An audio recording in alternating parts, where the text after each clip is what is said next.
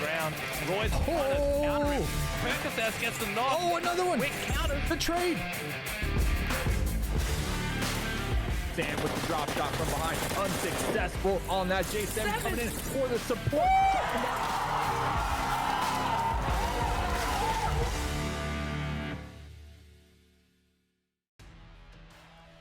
Hey, hello everybody, and welcome to the PUBG Mobile Club Open Group Stage Time. I'm Tom F. Pattinger. Thank you for having me, and I'm joined here by someone everybody knows. It's Hot Jukes. What's good, bud? What's happening, Big Papa? Good to finally be able to get a chance to cast with you, man. I was like, oh, I'm gonna get the opportunity to cast with somebody that's on the Mount Rushmore of casting legends. I was like, all right, that's right. The bar has been set high, ladies and gentlemen. Let's get it going. All right, there is absolutely no way that I'm going to be able to live up to that, but Jukes, I'm real excited to be here. This is kind of my first jump into the PUBG mobile world, and it's definitely something that's been really, really exciting. I got a chance to work with Esports Awards, and we did like mobile, the best mobile game category, and so I gave a shot to like run through everything, and the scene here is insane. Oh yeah, and it's insane like how much PUBG Mobile has put into esports competitive. I mean, we just finished the PUBG Mobile World League the day before yesterday. One of the biggest events. We saw teams win up to $100,000. Well, footballists end up winning $100,000. Second place, $50K. And then 2 days later, that's it. PUBG Mobile Club Open, baby. Let's get it going. Right. Let's do it. Yeah, I mean, the back-to-back stuff is really fun. That high frenetic pace is insane. Like you said, yesterday we were just out here on a big stage. We're back at it again. So right now, like I said, it's group stage time. This is a big shot. Towards the end, we're going to get our finals. I think it's the end of August, the 29th and 30th. We'll see the big show. But like I said, group stages. Talk to us a little bit about what we're doing here today. So this is where it all begins, right? This is where all these teams who had to work their way from the start pretty much to be able to get their chance to compete with the big boys. Now, there are some big boys definitely in this team that we're going to be able to play, these games that we're going to be able to see today. And that's because, unfortunately, they're, they were dropped from certain organizations, or they just didn't make it into some of the higher stages of this play. So at the same time, we're going to see some new faces. I'm looking forward to see some of these new guys really just kind of show it out. I love this. I love this the most because you never know who's that sleeper player. We could just see a team that we've never heard of come in the scene and just start dominating. And if there's any place to see it, it's going to be right here in the group stages. Yeah, group stage. I mean, that's what always drew me to esports in the first place. Is that like you got a computer, you got a mouse and keyboard, you can do it. Mobile takes that a step further. Group stages. This is where the magic happens. Like you said, we do have some familiar faces here. So we've divided 32 teams into 4 separate groups, and today we're going to take a look at A versus B. And we have seen some high-end teams here. Impact is actually going to be here in our group B, but we'll start off talking about group A and what we have going on here. So these are largely, there's a lot of question marks as far as these teams are concerned when we look at Group A. Yeah, you got 9 Circle, 4 Angry Babies. Some of these teams are definitely some new ones. So everybody that's just kind of tuning in now, some of the other guys that have actually been watching, following some of these players, you'll notice some familiar faces inside some of these squads, but a lot of these are going to be brand new. I mean, I myself are going to be learning some of these new names, and I'm just looking forward to get into it. But yeah, Group A, really good solid teams in there. Let's check out Group B. Group B, yeah, we got Impact, and that's going to be you mentioned it earlier, that's going to be a hard-hitting squad. You got Zute, you got Wi-Fi, a lot of guys who have been to global lands. So, I mean, definitely a lot of high expectations coming from this team. Yeah, I think that's where all eyes are going to be. We're playing 4 separate games today between these two groups, and I think it's really going to be interesting watching Impact out here, with the new guys, because when you are one of these esteemed competitive squads, you're used to going, all right, well, we know who we're going to play against, we know where they like to drop, we know what they like to do, and you play a little bit differently when all the cards are on the table, so to speak. This time around, who are the 4 Angry Babies? That's either really good or really bad for you if you don't know their play style, right? So yeah, a lot of kind of open questions here.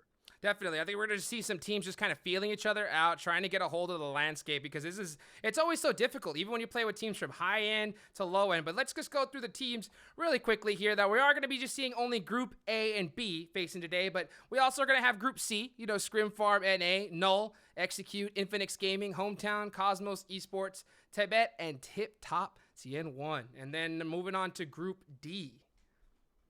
Yeah, Group D, we've got a large one. Latinos United's Endgame, which has Chico on that team. Got to look out for that one. Paradox NA, Spartanos Gaming, Level X, Most Wanted, Death Angels, and Quest are going to be a part of that fourth group finally. And, one of the cool things I think when we look at regionality come out here, Level X is going to be an entirely Indian team coming out from India. So really interesting kind of different approaches here. Again, group stages, really nobody knows who anybody is, and this is where legends are kind of made. That's right. New teams, new members. Sometimes you see some squads that have been together. It's a couple duos that have been together, picking up some new members as well. So looking forward. And a quick reminder, ladies and gentlemen, today, again, Group A versus Group B. And we're going to have 4 matches played. We're going to start off with none other than Erangel, one of my favorite maps. Then moving on to Sanhok, Miramar, and then another Erangel defending Nosh. No Vikendi today. Yeah, I was interested to kind of just ask that question. I'm sure there's a superficial reason, but just like as a player, what's your take? You playing Erangel twice versus Vikendi, how does that change what you want to do? And I mean, strictly speaking, are you happy about it? I mean, I think all these squads are tremendously happy, especially since it's the first day. You're trying to figure out where different teams drop, and for the most part, in every kind of major PUBG Mobile tournament, the majority of the maps are going to be played on Erangel. We saw 50% of them played in the PUBG Mobile World League. So, and not to mention, this is the map that's been around the longest. So all these players are really familiar with rotations. They know every single area. And, Sanhok, Miramar, and Vikendi, we kind of see those as kind of like those wild card maps where we're not really sure who's going to win those. But yeah, the fact that we're playing 2 Erangel today, I think all these teams are pretty pumped up for that. Yeah, this is going to be a blast. So today is our first day of the group stage. Again, like we said, we're going to play between A and B, and pretty standard point system here. If you've been around the PUBG mobile scene at all, if you take home the chicken, you go ahead and grab 20 for you, 14-10 for place and show, and then everything south of 10, you're going to be grabbing 1 point each. And of course, each kill grabs you a point here. So, the big question that you always want to ask is how valuable are these kills going to be? Because sometimes the pace of the game depends on, sure, the map you're on, but also who you're playing against. So, Jukes, as a player jumping in onto this map, you don't know anybody. Are you looking to play fast, or are you looking to play more patient? I think you definitely are going to have to just play your same game. That's the kind of most difficult part when it comes to playing in any kind of high competition landscape.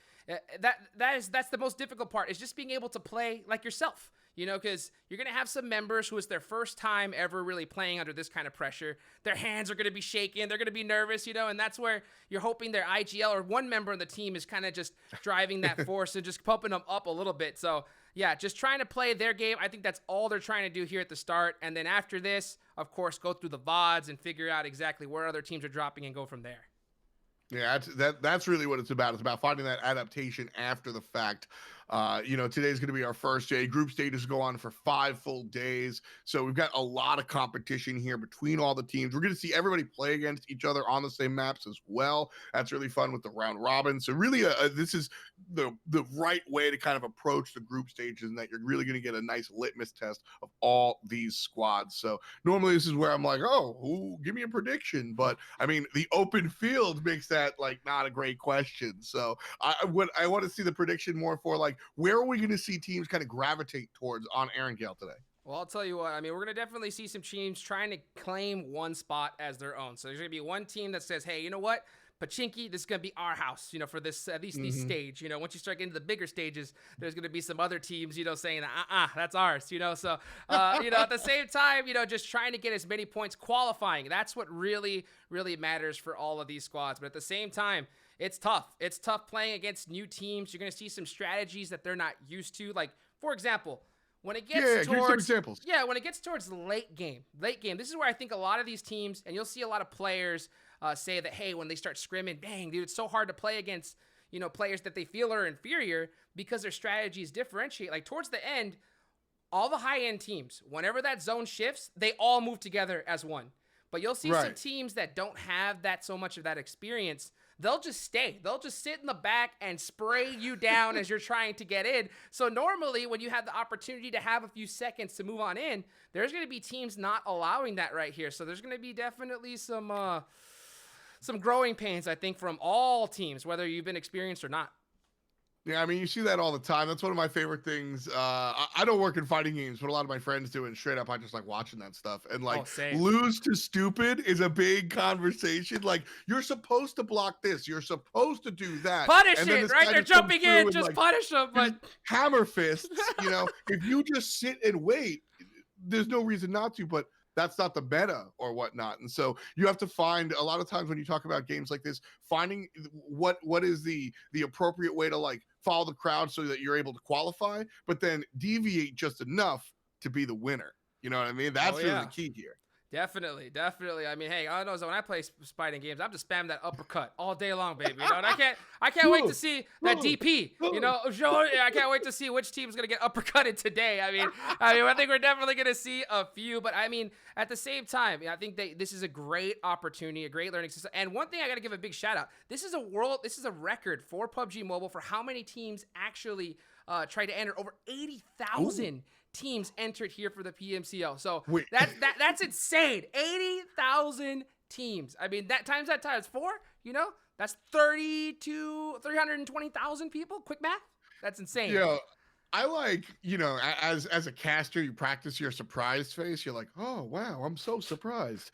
80,000 folks, that was legit. I've never heard 80,000 teams signing up.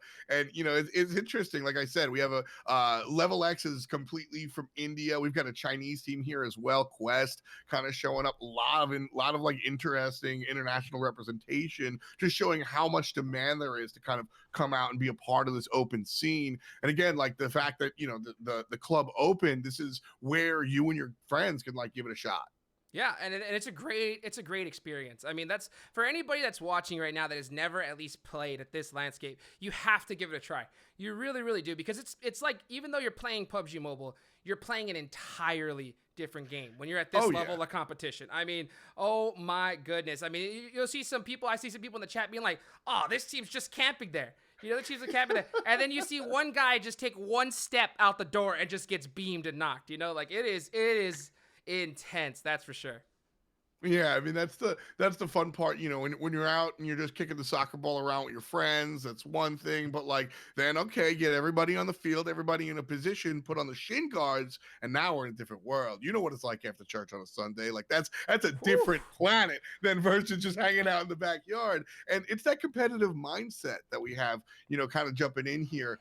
When we're looking at this 4 matches today, you also have to have sort of a little bit of longevity. How long do we have an ETA on match number 1? Yeah, it looks like match number 1 is just about to get started here, ladies and gentlemen. So thank you for everybody being so patient. I bet you there's people in the chat right now saying, start the match. And trust me, if there was the button right in front of me to just start it, I would be slamming it all day long, baby. So, you know, of course, they want to make sure everybody's set up legit. I mean, because this is a really big opportunity for all these teams. So, yeah, it looks like match number 1 is just getting started. So why don't we go ahead and just jump straight on into it? Let's go. Yeah, let's go for it, man. Very exciting here. Erangel is going to be our first map of the day.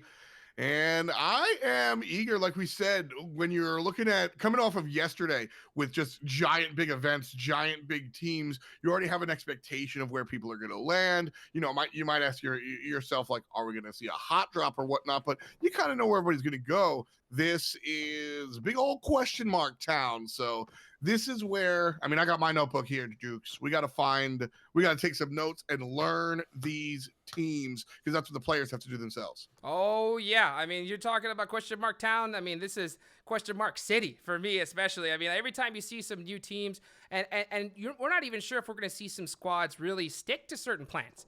I wouldn't be surprised if we see, you know, in Erangel, we see a team drop into a certain spot, but then, hey, guess what? It's not working out for them, opting to go into another route. So, I mean, this is going to be a day full of surprises, and, man, I'm just pumped up anytime I get to see some competitive PUBG Mobile. Let's get it going. Yeah, I feel that, man. I think this is going to be a lot of curveballs. That conversation we were talking about players not playing, I don't know what the term is, like correct, like expectedly, Sure. so to speak. Everything from late game circles to places where that's going to be really interesting. And I'm going to lean on you to kind of be the local guy, me a little bit newer to the PUBG mobile world. So Hey, well, come bring it on. I'm excited to kind of see. Bring it on. You got questions, I got answers, baby. I'm ready to get it going here. And you can just start see the players have jumped onto the plane, and here they go. Good, solid playing path. I think nothing too shenanigan-y for all these, little teams. They're going to be pretty familiar with this one. So interested to see where these squads drop. And we're already starting to see some teams jump out of the plane. Yeah, straight up kind of easy going on here. One more time, this is Group A, and we're gonna see how these two groups work out here. Yeah. Right away, we've got some early drops. Nobody really waiting out for the end, and I think that's probably expected. Yeah, and you can just start seeing some teams just instantly started to take. Looks like we got a squad headed towards prison right here. We got Def heading over to Lipovka as well. And yeah, I wonder which teams are gonna start trying to take on military base. And I'm really interested to see here because we're running out of teams. Yeah, we're running out of teams, and I'm starting to see. I'm looking at Pachinki right now, and it looks pretty split up. I don't think there's a team that's really dedicated going right there. Yeah, not at all. I mean, it's going to be. Yeah, it looks like purple's headed. No, it's going to be yellow going over there. Yeah, Team number 9, I believe that is, and just one other squad to really deal with. You can see 6 a.m. and those folks kind of being around that area, but it looks like everybody's going to be relatively safely dropped. I'm looking at military base. That is a different story. That north part of the island is going to be popping. Oh yeah, you can already see we're heading over to Yasnaya. We see this squad right here just kind of hanging out. Oh, that's Vutron Cow, really veteran player in North America for sure. Really great guy. That guy has he actually played in the North, or he actually showed up to the North American Star Challenge. He's a real.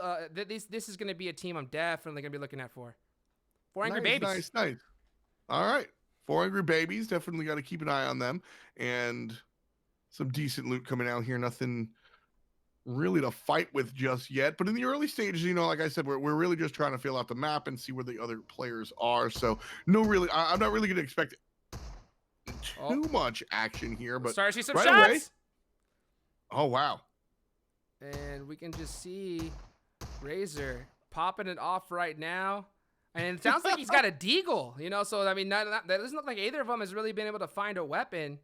And you can just see Ninja just trying to hold it down the best he possibly can. And yeah, it's just a deagle. So he's just rocking a pistol right now, trying to get it done. And he's got him down to 1 HP. Oh, but he did find a med kit. Oh, so great for him.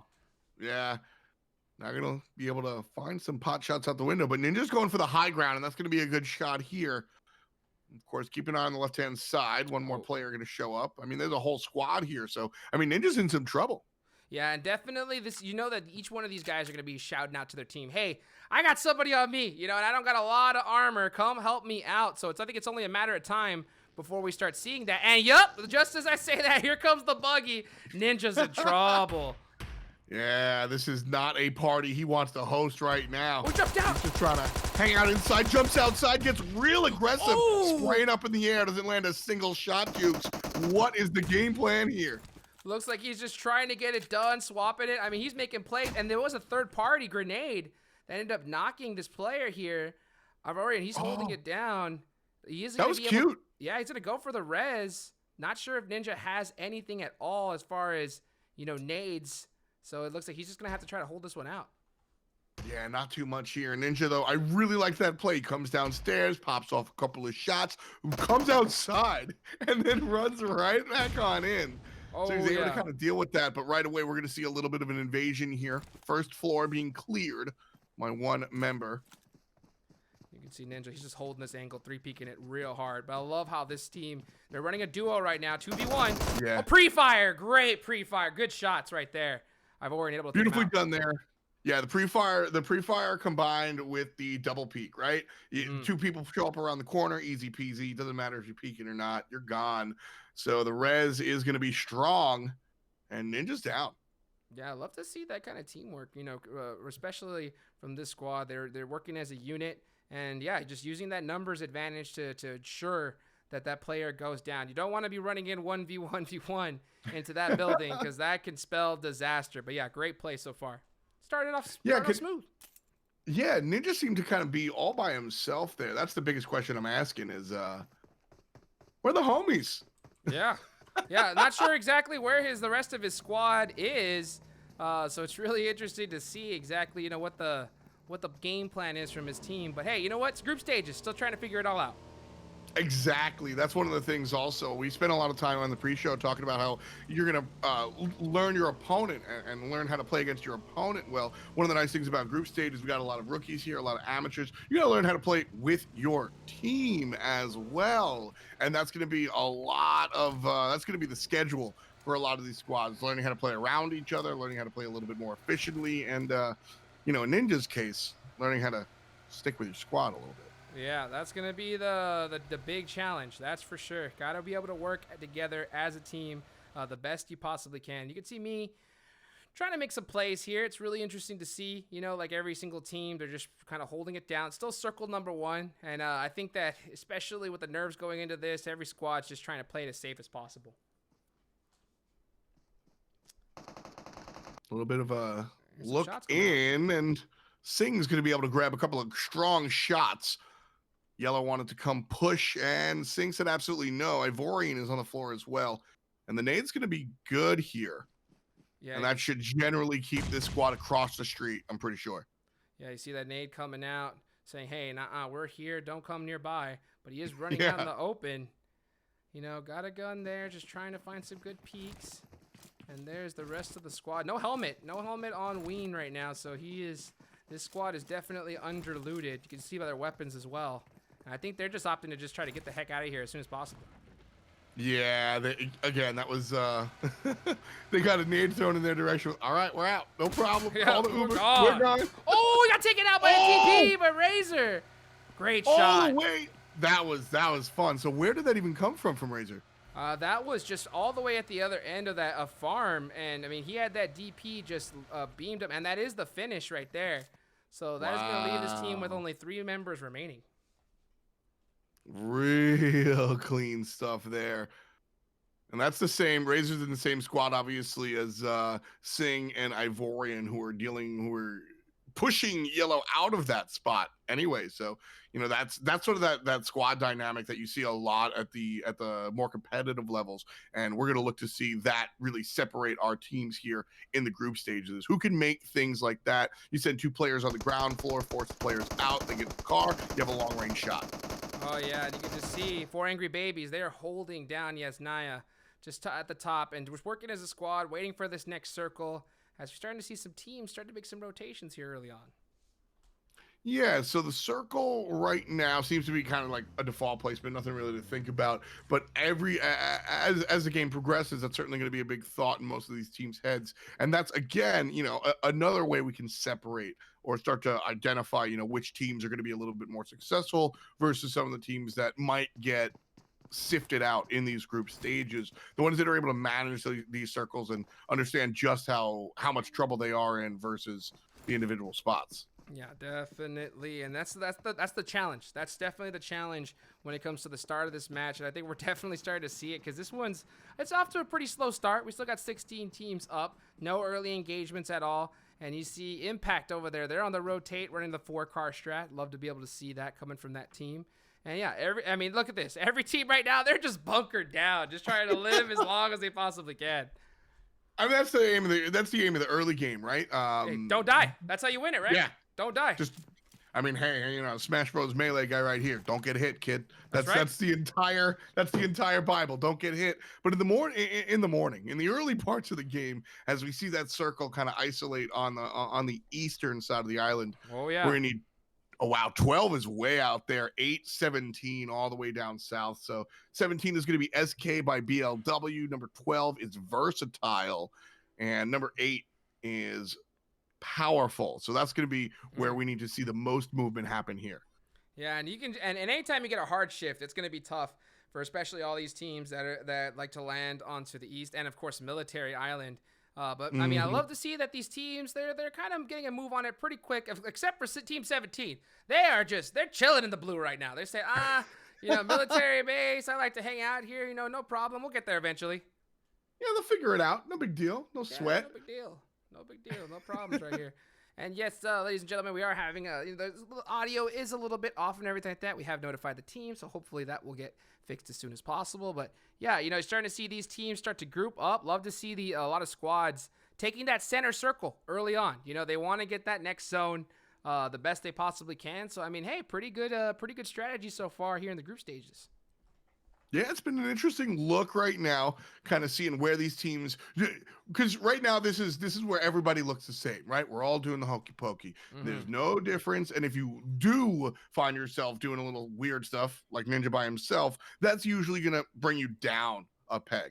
So just get your loot, kind of bunker down, and then gradually find yourself in better positioning. As the circle gets smaller and smaller, that's where you need to see more people kind of acting out of character, so to speak, in order to separate themselves from the squads and then find themselves up on top.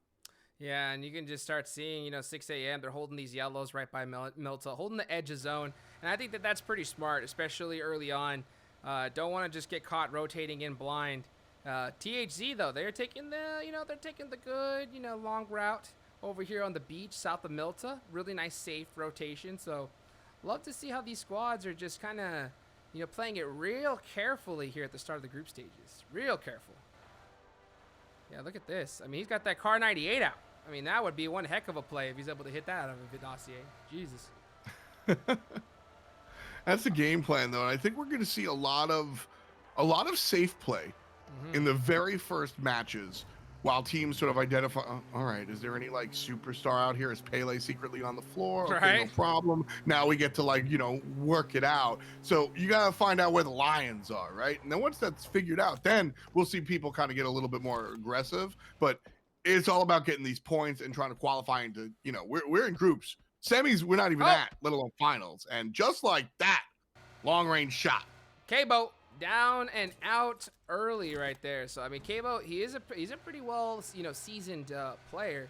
He's played in a few major tournaments. Taken out early here. That's gonna be pretty frustrating for the team of 9. But at the same time, for Angry Babies, they have a lot of experience under their belt as well. So hey, just time to dust it off and come back into the next game. Yeah, that's I gotta say, just straight up, 4 Angry Babies is definitely one of my favorite esports team names I've heard in a while. I mean, there's 4 of them. I mean, there's a total of 4. I mean, it's not just one. Usually, you hear one in the restaurant, but this is the whole lot. Going at it. I don't want to be on that plane. I'll tell you that right now. Oh, that's for sure. That's sick though. You can put the baby rage in the chat if you're trying to cheer for them. I'm here for it. I love to see that. Man, 4 Angry Babies. I'll tell you what, I'm a big guy. So when I get to the plane, it's either big guy, or babies, worst enemy, But 4 Angry Babies, I think that I'll get a pass for sure. So looking forward to that. Yeah. Our elbows will touch. That's fine. I'm not crying like that guy. I know it. Goodness gracious. And we're starting to see right now, circle starting to close. We see 4 Angry Babies in the north, just south of the S9. That's where they landed. So this is a pretty simple rotation for them. This is a tough zone, though. There's a lot of open field here, not a lot of cover. So I think we're definitely going to start seeing teams get into it right now. Absolutely. We got some action going on here between 9 and 14. That's 303 and figure 8. I know we've got a couple of fans of those teams out here in the chat for sure. I'm looking at team number 18, though. Look at the way that they're working this circle. They're staying all the way out of it, making sure that nobody's going to be coming out from behind them. The defeaters here, I think, have the right sort of strategy, trying to be that third party, let other people fight first before they even get here. Yeah, if they're able to catch that, they're going to get some good kills, points on the board, and as well have a good loot going into the next zone. But it's always tough because if they do third party from an end and lose a couple players, once that zone shifts, it'll be difficult. Snipe! Holding this top ridge and from prison, super risky. Yeah, take it out quick. Yeah, nice try there. ThizzleTron going for the high ground. Not going to be able to find it, though. And this right here, the Soul, they're doing a good job of taking care of, honestly, both of these parties. They're right here in the middle of nowhere looking at team number 7, but there's also another team to our direct right here, to 1B. So they're definitely looking at snipes up in the hill or up on the structure there, and the teammate. Really good play. Pan's at 1 HP. Pan's at 1 HP. He was able to heal himself up, but man, that's the first time I've seen that actual building actually used before. The tower, you know, Yeah. the tower, the strong tower, the high tower ever used. I called it the structure. I don't even have it's the thing. I don't even have a name for it because we don't go up there, and that's exactly why. You know, that's because if you get shot at, you're not coming down. But we're still going to see the kill feed call. Zute, you know, huge player, take it out really, really early from impact as they're trying to hold down shelter. Yeah, you know, Mimo and Outsider have to really figure out how to deal with this now that they're down a player. But that's exactly, you know, we were kind of setting up the table with this, and thanks to the players, you know, playing in that tower is the quote unquote wrong thing to do. That's why Snipes was so successful in getting that first knock, because who goes there? Who blocks? Who goes that there? thing, Right? Who goes there? Like an old, there? like an old, you know, Englishman, right? That's exactly what Who everybody was goes saying. there? Yeah, who goes there? You know, because that was, it's really surprising because of that angle. You know, as I've seen, you know, there's a really good kind of tower over on the side north, right near Georgia Pole, that can be actually kind of used in Watertown. But yeah, that one there in prison, that one's so risky. There's not a lot of cover there, not a lot of angles. And yeah, the second you put those shots down, it's going to let them know exactly where you're at, and you're going to get knocked really quick. But Impact trying to get to OP dip, but there's a team already there. Just Switching driving seats. right on There goes by. Outsider. Oh man, gonna eat it here. Team number 19. This is 6 angry men, not the babies. And they're gonna be able to grab one so far. 5 is left. And then of course, full HP for the other player here. But his team 13 looks pretty tough. Will Team Impact, one of the most expected teams to do successfully in the group stages, will they go out first? Wi-Fi, the last person alive. Now this is their strategy. Wi-Fi is usually the last one alive 99% of the time for their squad. So I mean that is according to plan at least. But I don't think their plan was to lose 3 players this early. So Wi-Fi has got a lot of work to do if he's gonna try to get some points for his team. Yeah, Wi-Fi might always be the LMS, the last man standing, but being in the middle of a field hiding in a smoke is probably not part of the plan. 6 angry men did a great job, though, of creating this scenario. They surrounded Wi-Fi and the squad, like you said, trying to get here, but there was already a team here, and I mean, that's kind of what you're going to be paid for. That's a good. I mean, hey, the strategy of just run towards us, drive right in front of us. It was 100% effective right there. I mean, that's why you don't rotate blindly. I mean, that could be an also opportunity where you're in the group stages. Maybe you think that, guess what, a team may not know this spot because this dip, it's a little niche, I guess, to maybe a player who hasn't really had a lot of experience in comp. So maybe they thought it was going to be for free and they can just come in no problem. But this is too much on the line here. Some teams definitely did their research. Yeah, that's also another thing that can separate some squads. We'll circle back to that because right now we've got what looks like a 3.5 team battle. We have 3 squads here and then one sort of loner just looking on. Oh, nades out. Saw defense. That's going to do a lot of damage. Will they be able to connect for 3? Doesn't. Puts it in. Yeah, unfortunately not able to make it off right there. But this zone's starting to close. Zone 4. Oh, that one. Put it almost down to 1 HP. Vorian has to go ahead and retreat and try to get a first aid off, as they're going to have to be able to make some plays here as this zone closes. So this is Punjab Esports in the purple and SK by BLW on the other side of this house. Punjab a little bit healthier here, as all 5 of their players generally are relatively full of HP. But still full squad up, 14 teams alive, and they're at the edge of the circle. Then they don't really have to fight right now. They're just kind of waiting to see where this next zone goes. If it does hard shift, they have to fight instantly. They won't have enough time on the clock to really wait it out. But we'll see right now where this next zone gonna go. And it does. It hard shifts off them. It hard shifts off them hard. So they're gonna have to make some plays. You can see, not Sup Pig, love the name, throwing some smokes out instantly because he's gonna have to make some big plays. 36 seconds left on the clock as the zone closes. They got to watch out for that other team as well. The Soul in red, number 10, directly behind them. So that's going to be an uphill battle for sure. Not literally uphill because there is no elevation. Wi-Fi, that's it. He's down for the count. So that's going to be the end of Impact. Pretty sure they didn't get anybody up. But they weren't even the ones involved here. We're still looking at this original matchup that's Punjab right in front in the purple. Yeah, well, guess what? They're fighting each other, but they're going to have to fight the zone in 4 seconds as it's about to start closing, and they are far away from it. And this is a really tough rotation because it's all open field. You know, you're just going to get sprayed down from all these teams here. So we're going to start seeing teams drop like flies right now. Yeah, this is the really big moment that gets really, really tight. And this is kind of what you were talking about players, you know, playing consistently what they are expected to play like. And as this circle shrinks, we'll see who's going to be aggressive and who's not. 4 angry men are going to fall down tough. The babies aren't able to walk. Not able to 2 members left for number 9 here. They're in a bad spot. Oh, yeah, but they're holding it down. They have their vehicle, which is going to give them some cover. The smoke out, and you can see Deepfake just pre-firing through that smoke, trying to get some connections here. It's going to be close. Oh, third party behind, though.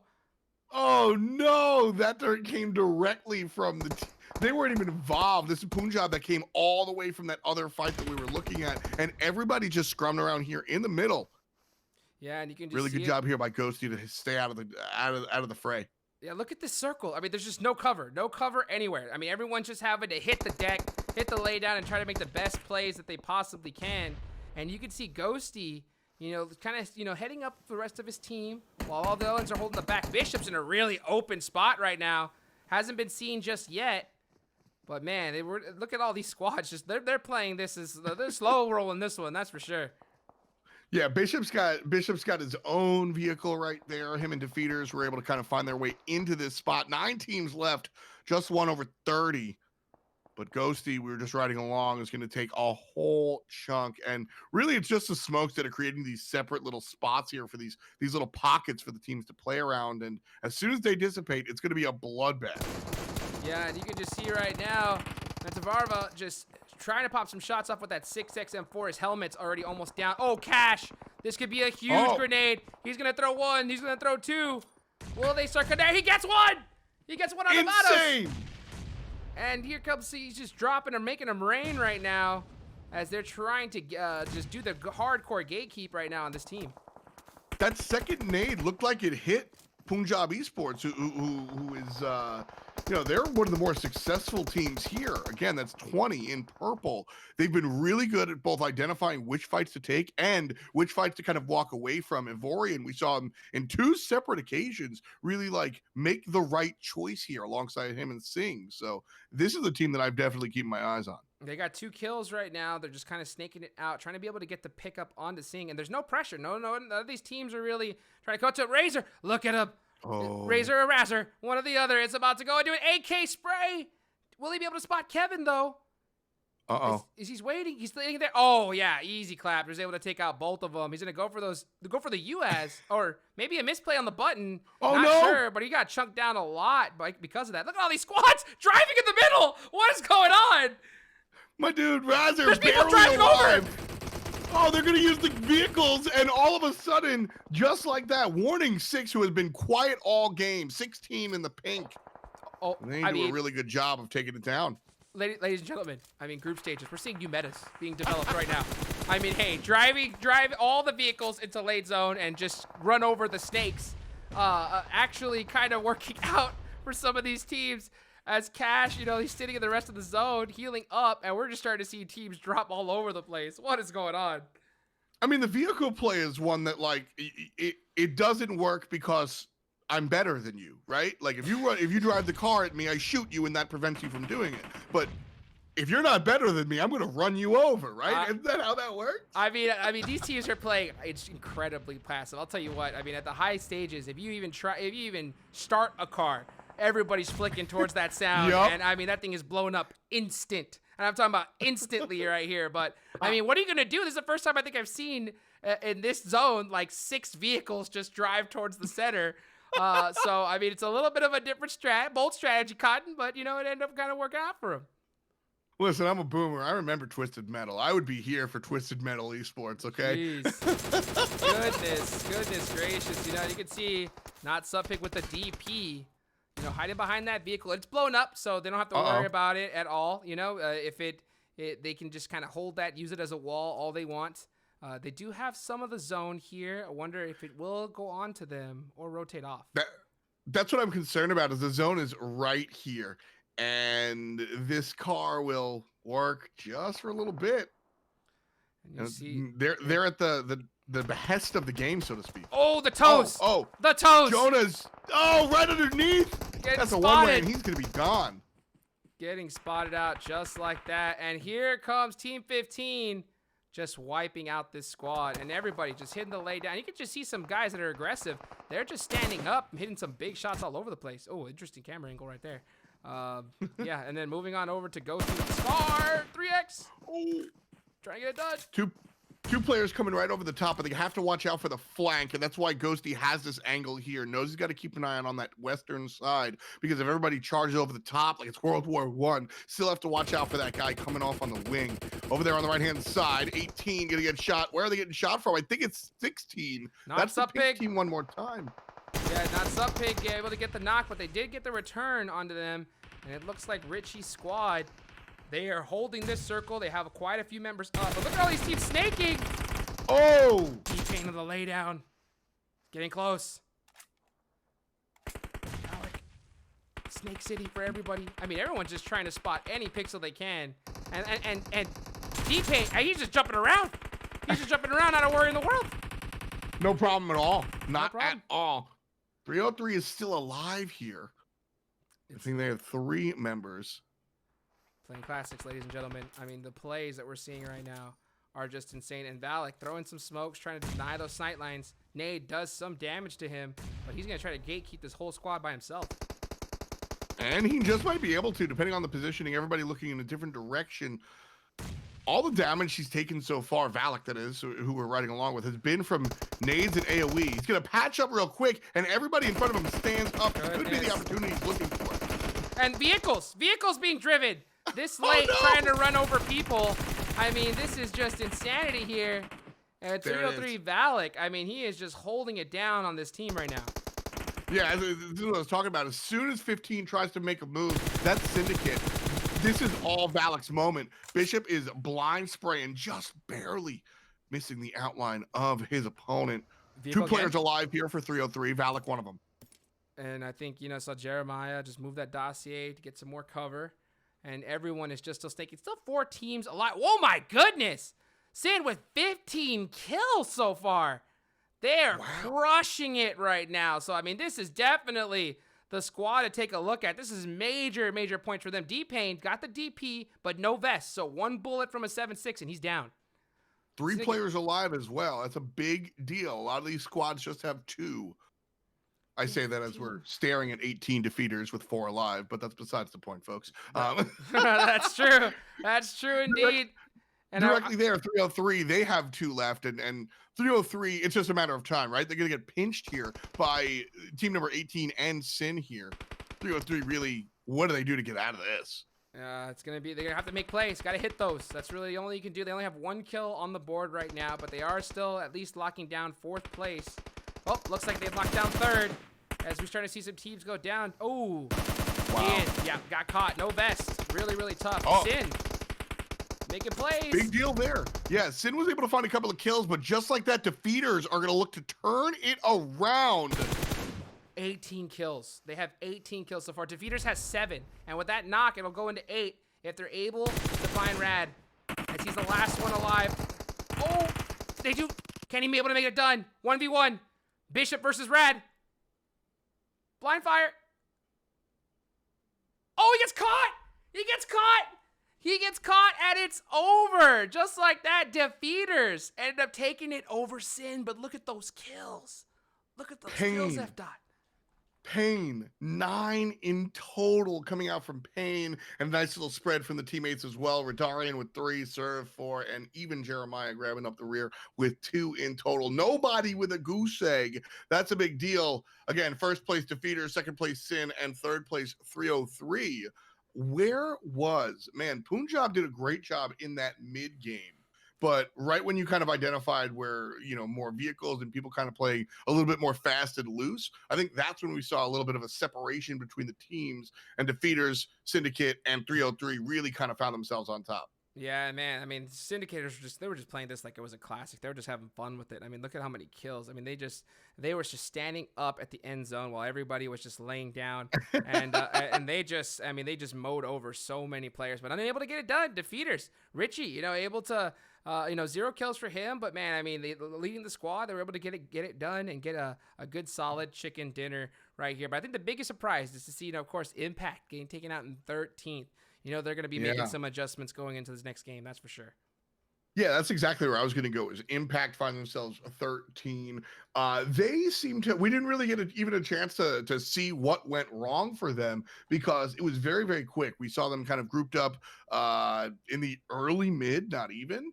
And like we said, they finished about 13th, and they got kind of pinched by 2 separate teams and wound up just kind of looking in from the outside. So a rough start for Impact. Of course, we do have 3 more maps. Erangel gone for number 1. We'll come back for map number 4, but we have 2 more matches in between that. Can't wait to see it. Here we go, guys. Just quick break, and we'll be back for match number 2.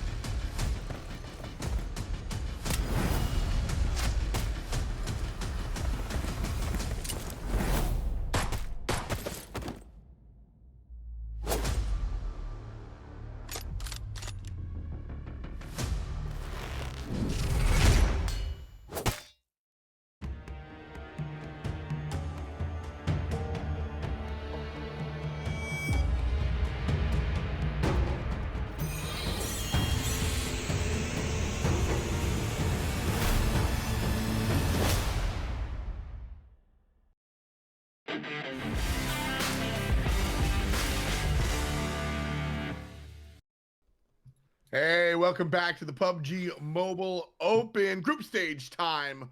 One more time, it's your boy F Dot, and I'm joined here by Jukes. And first off, I just want to say thank you, man, for having me here. My first PUBG Mobile thing.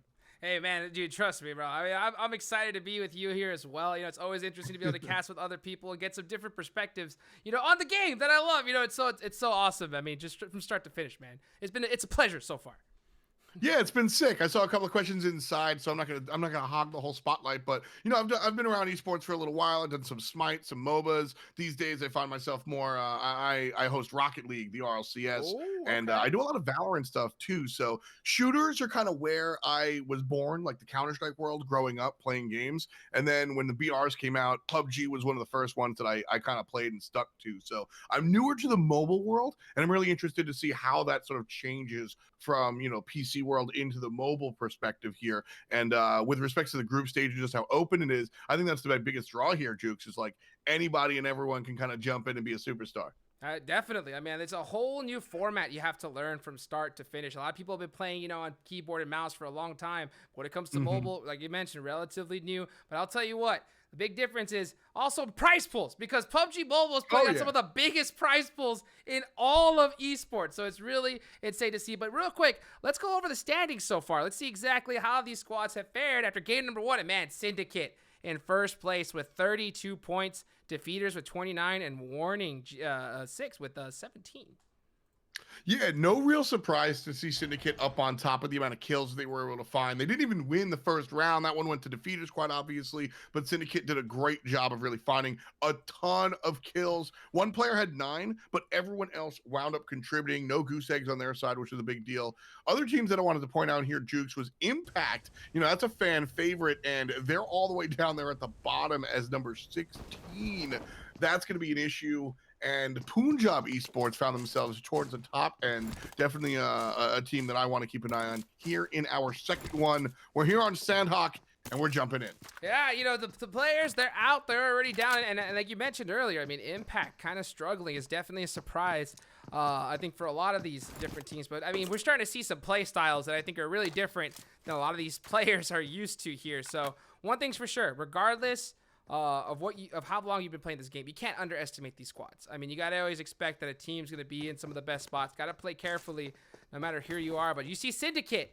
You know, they're #1, and I guess it's no shocker to see them taking boot camp, you know, one of the main central locations here in Sanhok.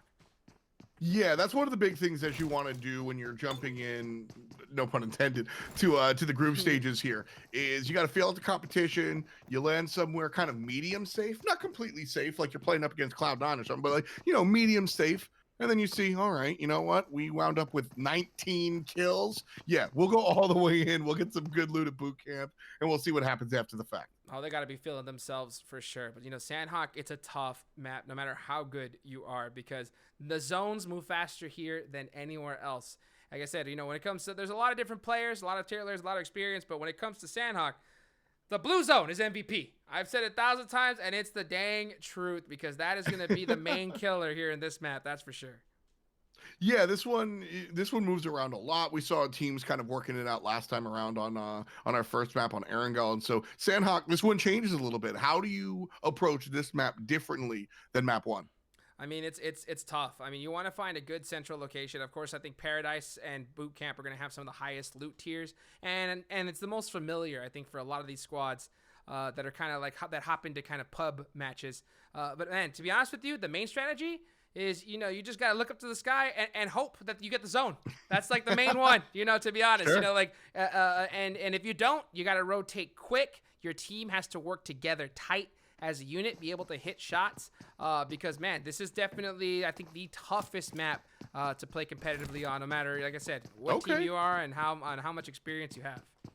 Well, and is that just because of the fast nature of the circle? What makes it so different or difficult? So it's a much smaller map overall, and you're not going to see a lot of vehicles. There's not a lot of smokes on there, and because of that, the rotation pace is so fast. You have to run out in the open, and you just never know if there's going to be a team snaking in the grass, you know, behind a rock somewhere, just waiting for you. So yeah, trying to be able to move in this circle is a lot more difficult compared to everywhere else. Because, you know, like we saw in the last game, I mean, the vehicle strategies, I mean, oh my goodness. I mean, they were the insane. Fiesta. Yeah, there were just teams just driving up, blowing them up, and using them as cover. In Sanhok, that doesn't really work like that. You either just got to be able to hit shots and make plays. Been a lot of fun kind of looking at that big map, and I think, you know, map number 2, having the smaller map as map number 2 is certainly an interesting look, because we see how teams have kind of approached that first one, which is more, you know, overall free-for-all, so to speak. And here you have to be a little bit more, I don't know, confined, I guess, a little bit more refined is the word I want to use. Yeah. And so right away we see our first combat here, 10 versus 12. It's the Soul and Versatile, and the nades are being chucked. Yeah, the Soul, you know, held that one. K2 held that up pretty long. Wasn't able to really get the range on it. But right now, they're just kind of playing at a distance, trying to get this first knock. That's always so crucial. And it looks like Team Soul's going to be able to get it on Trey. This is a nice real look here. Trey is real hurt. King's already down, and so problems. Salty.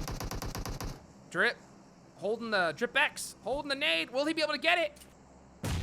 Oh, puts him down to 1 HP. K2 felt that one. He's going to try and heal up while the rest of his squad is able to lay down some pressure, but it looks like Drip's got the other one locked and loaded. There goes K2. LD's trying to find the flank on the other side. Salty gets hit, and Droplix is going to push up, getting hit. 75 HP so far, and you can see Hisu walks up, puts him down. Just like that. Hisu just taking him down really quick, and he clutched it up for team for his squad right there, the Soul, and you can see he's able to get these pickups really quickly and hold it down. And that's the danger, especially when it comes to Sanhok early on. Anytime you get into a fight, the map is so small, you never know if there's another squad over on the hill. So once you get into engagement, you have to kind of keep in your head, guess what? There's always a possibility for a third party. You always got to be worried about that. That's for sure. Now we're looking at figure 8 in the tan.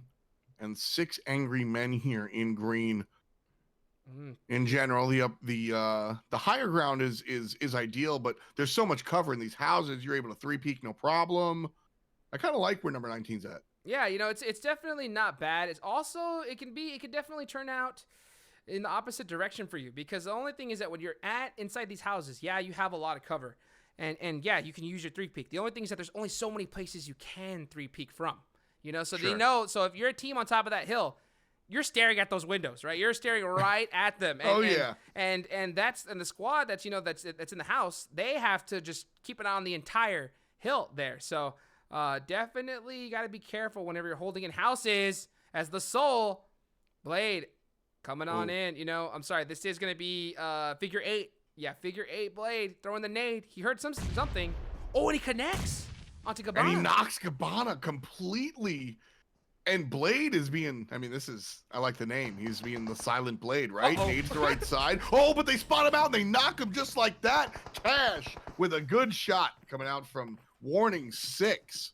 Yeah, Warning 6 getting it done right here. Great angle. Great return knock. That's going to buy them some time. They do have 2 players knocked right there. Oh, you see Rainy, he's just kind of jumping up and down to get some more sight lines. Oh, but is that a third party? Third party from the other side of the hill? It sounds like it. Yeah, I think all the way on the other side of the hill, but Rainy still has a great angle here. 4v1 though. They're going to sniff him out. He's able to cut down one, down a half HP. Has to worry about Blade, who's making the rotation all the way around. Rainy hits from behind. No, sir. Gets the angle. No, sir. The jump shot, getting it done just like that. And Warning 6 out, you know, pretty early on. Already 2 teams have been taken out here, and that's going to be 4 kills on the board for F8 here right here. Yeah, that was a really good play. Again, kind of highlighting the just the squad numbers, knowing how to play. You know, that's fundamentals, right? Push with 2 from the front, send 1 guy for the flank, and then find the knock. That's exactly how you have to play that situation, and they execute perfectly. Yeah, really well done. Pushed together as a team. Always got to be careful though. You know, when you're going to decide a full send as a squad, you got to do it instantly, because 1 grenade. Yeah. I mean, man, that could spell disaster for your entire team right there. But regardless, ended up working out for figure 8. You know, 4 kills so far. Oh, also, you know, this team as well, 4 kills on the board as well. So they're sitting pretty good, Team Soul. But they are down Team 1 Soul. member. I was just gonna say that Juan B. The Soul. Sorry, not Team Soul. It's an odd one, you know, the Soul. I like that though. It's like the Atlanta soul. Dream. Like the Atlanta Dream. It's just an odd, you know, it's not like the Yankees. It's the reason why I get confused as well is because there's a very famous team called Team Soul, you know, in India as well. So I mean, that's probably one of the most famous teams on the entire planet here. But you know, the Soul trying to get some work done. So far, so good. You know, with 4 kills on the board. Next zone, you know, centers out. I think on all these teams. So this is going to be pretty convenient for all these squads. Yeah, it's definitely convenient for some. Syndicate in a good spot one more time. 6 angry men trying to turn things around from the way things went last time. Yeah, Impact. All the way down south. All right. Yeah, Impact, I think after, you know, getting taken out so earlier, they're opting to play this one really, really safe. I mean, this squad has some of the best gunners that are, you know, considered to be, you know, on the planet. I mean, these guys have a lot of experience, and they have a lot of expectations going on to them, and you know that could have a factor to play. But they, at the end of the day, got to perform, got to get it done. It's only group stages. Oh, absolutely. No free clout. No free clout. You got to beat them. You got to win. Exactly. Got to get the dub, the chicken dinner. That's all that matters. Win. That's right. There it is. That's right. You can see Death there. They're holding on with Richie. You got as well, you saw 9 Circle Cabo hanging out over there as well. And this is still early on, but you look right now. Circle number 2, 30 seconds on the clock. Next zone's going to start closing here. And once we start getting into circle 4 of Sanhok, that's when the action starts. That's for sure. Oh, look at Donnie. Good angle here. Look at the nade. This is a great angle. Will he hit it? Downey, Jordan. Oh! With the play. Does it connect? Too short. I don't know if he intentionally tried to hit the top of that rock to get the extra like boing, but that was the problem. If he cleared the rock, I think he gets that shot no problem. But there's the lack of SK boing. doing a good job here. Yeah. Oh, look at that smoke though. The smoke plays from the Soul. Really, really good. And that is gonna get it done. He's gonna be able to get back to safety. Really, really good execution right there from LD. And you can see K2 just holding off this angle from the back, trying to get some information for his team. So looking at where these teams are trying to rotate now, I mean, this is that midpoint of the game where this map is a little bit smaller, and so we do change the way we approach it. But teams, I don't think, can be as passive as they were on the first map. Yes or no? No, not at all. I mean, they definitely try to be. You can try as long as you possibly can, but in Sanhok, the action's going to come to you because of just how small it is. You're going to hear shots all over the place. Some teams are going to start getting a little antsy. But yeah, I mean, that's the struggle when it comes to this one, is that once you start getting later in the zone, you just don't have any time to really decide. You have to push. You have to just run in. Otherwise, that blue zone's going to take you out instantly. That's the type of strategy that's going to help you in the late game anyway. One of the big things about squads in PUBG I've noticed is that like that window of opportunity is extremely slim. Goodness. You hold, and then as soon as there's the slightest shift in the wind, that's when you have to execute. If you're slow, you die. And it's not just about, you or your team being slow. It could be just one player. One I mean, we're talking at the highest level, tenths of a second. One misstep. One player that's just, 5 feet a little too far ahead could mean the difference from, winning and losing. And the crazy part about it is we saw in the World League how close the teams at the top were. I mean, 4 points, 5 points separating from, $30,000, $50,000 in prize pool. Insane. So, I mean, it's just, it really is. I mean, you have to bring your best A game, and not just yourself, the 3 members of your team as well. And you all have to be firing on the same end, because, man, these squads at the top, they are just going to get it done. And you can see right now, Vado's trying to get some pop shots off with that 4x M4. Winds up losing half of his own HP for the trouble. And Opa here from 6 Angry Men trading shots with Powerful. And it's going to be 6 Angry Men winding up on the good side of at least one of them, bringing down Ninja. That was a guy that couldn't find his team last time, and it looks like he's in the same situation. 0 kills so far for team number 8. That's Powerful, trying to trade back with 6 Angry Men, but honestly, you can't the repeat top is that. pretty comfy, and 2 knocks on the side of 4 Ps. Yeah, I mean, Vados, repeat the same angle multiple times, and that's just something you really can't do, because they're going to pre-fire it and catch you. Kevin, he's in a world of hurt right now, and 6 Angry Men, they're on the hunt. They got a lot of knocks, and here comes the push. Yeah, this is exactly what we're talking about, that small window of opportunity. You identify where it is, and I like Whale here. Look at this angle here. Knows the map, knows what he does, knows how to find the shots. One more is going to be brought down. Whale has help from HPP. Ninja's down in the smoke, and Kevin on the beyond. The push is coming here, Jukes. This is the right play. Turned on. Yeah, Whale just running in. Will he be able to finish him off with a molly? Will it? Oh, just short. Just short. Hitting the backboard, and Kevin's trying to get this heel off, but no, sir. Not in time. Whale with the jump shot. Uzi getting it done, and there goes 4 Ps out of there. Beautiful play. I mean, that was exactly how it's supposed to be. 6 Angry Men kind of redeeming themselves from their play last time around. 4 kills so far, the 13th team left, and just really well played. Again, that window of opportunity, Jukes, so important. They identified, they busted on through, they took down the squad. Yeah, just pressed really hard. I mean, getting some great knocks, and that just goes to show you, I mean, at this high level, you cannot repeat same angles, or you're going to just get taken down really quickly. And yeah, 6 Angry Men rotating into this circle. It's still zone number 3. And here we go. Impact. Getting into it. SK by BWL. Outsider up front. Really separated from his teams. Got to win a 1v1 right here. Jonas is the only one here, and he is cut down to about 75 HP, so it's always so funny when these guys are separated by like a single, like one thin wall, Oh yeah.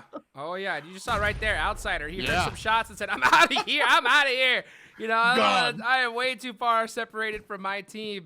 And I wonder if that's, the rest of the squad, realizing that, hey, you know what, you're way too pushed up. Come on back. I mean, that kind of, comms, teamwork is just so crucial at this high level. Because they're gonna have to deal with a fight coming up really soon. SK by BLW, they have the high ground on them. Yeah, and that's, you know, when you look at an established team playing in group stages, sometimes you opt to be a little over aggressive, but this is just not the game to do that. We saw what happened in Impact last time around, and maybe this time as well. Caught again. Zute by Not Sup Pig, bringing him down. Yeah, not sure what's going on with Impact in their rotations here. I mean, they're really separated. Zute just getting caught on the tail end. It's going to be a huge member down and out for them. Yeah, Impact just kind of struggling here early on in the group stages in game number 2 as well. But they still have 3 members up. Can still make some plays. Yeah, it's going to be a large adjustment for them to make here. Impact coming in. Yeah, and, you know, it's trying interesting. to clean things up. It's interesting because, I mean, it's a Sanhok. So Sanhok is a map, you know, that's tough for everybody. I mean, they had to rotate. Look at the zone. I mean, the zone rotating all the way back to boot camp. So, I mean, man, I mean, if you were, you know, Sin, you're sitting pretty. You know, you haven't had to move the whole entire game. So they're just holding down boot camp, this edge here. And you can see Impact there on the left-hand side are going to have to get in. But it looks like they're going to have to go for a swim to get into this next zone. Yeah, it's going to be kind of rough for them. Keep in mind, they do have 9th Circle right to the right of them, which isn't too big of a threat. Defeaters, though, to the west, that's a successful team. Impact staring down BATs, though. This is going to be the next fight. You can see 6 Angry Men, though, engaging on F8, but 4 Angry Babies versus Sin. And Syndicate look like they're coming out on top here. Downey Jordan going to eat it as well. 3 players left. And Sin is all over. Yeah, trying to get it done. Here comes Radarin. Oh, but he does get caught trying to jump in the window. Got teammates, no problem. Chapo make plays. Oh, gets caught, though. Oh, it's Vutron Cow. Running in. Oh, just, yeah, got beamed right there from Synergy. And yeah, they're just, Syndicate, they're doing the same thing. 4 kills so far, holding it down. I mean, this is what you kind of hope for, especially in Sanhok. Getting that zone over and over again, it's just going to be huge for your team. But you still got to hold it down at the end of the day. Syndicate did a great job of taking down 4 Angry Babies there. You know, that's something that I think is really important here in PUBG is understanding that you can take a knock and get revived, right? Like being able to kind of bait out the enemy and bring them outside and then finish them off with a numbers advantage. That seems to have been really successful here so far. Oh yeah, definitely. And you know, when you're knocked, your job's not done. You're still trying to give intel to the rest of your squad. So you can definitely see. I mean, at 1 point, it's really huge. I mean, we've seen teams lose a lot of money just because of 1 point alone. So you want to flush those knocks out as fast as possible, so that way you don't let them get any more comms to their squad, as well as you secure the point. Because if another player takes on that knock, that's a point for them. I mean, straight up, Defeaters won the first map and are second in points overall. Oh yeah, those kills are important. Syndicate able to do a good job. Crushing. I mean, that's an insane amount of kills that they got in the first one. And they, you see 303 here throwing down some smokes, but he's got a really good angle on Defiant. Will he be able to get it done, though? Ralphino, that smoke is cutting down his sight lines. He's having some trouble there. I love that little dip. He will be safe, but obviously will be limited in what he's able to grab here. Yeah, I don't think he's not hitting these right now. As Razor switches to the Car9. Oh, Iron Sight, hit this, please. Oh, never mind. Yeah, that's not the smoke. I'm about to say that would have been a sick play, but Ralphino just trying to hold it down for his team. Oh, he's got a great sight line. Oh, and he's just spraying right now. Spraying and praying, doing a great job. Punjab, no kills. They did impress me in the way that they were able to kind of find their way into the late game in game number 1. But Ralphino here, the one-man army, does have one other teammate, Valak, but not next to him. It's down there. Valak is baiting everybody here, and this is the whole play. Valak is trying to bait the team, and the shots from a distance are trying to come on out. And I wonder if he's just doing it to get comms, because he's in the water. He can't shoot in there. He has to get out. And yeah, but he was able to give that information to Ralphino, and it just ended up working out. And I wonder, if that's those audio cues just ended up working out for Valak to make that team decide to jump on in, and Ralphino able just to kind of get it done. Oh, and he's got this next circle and a great position. Yeah. So this is huge for 303 Esports. Loved that play. That's a crafty play. We could talk about, meta and how you play these games, but the crafty play of just, I dare to come down here. I got a team playing Overwatch right from above. Easy peasy. Syndicate, though, pushing Nades. onto the Soul. 2 players left. They're both down Oh, here. great plays.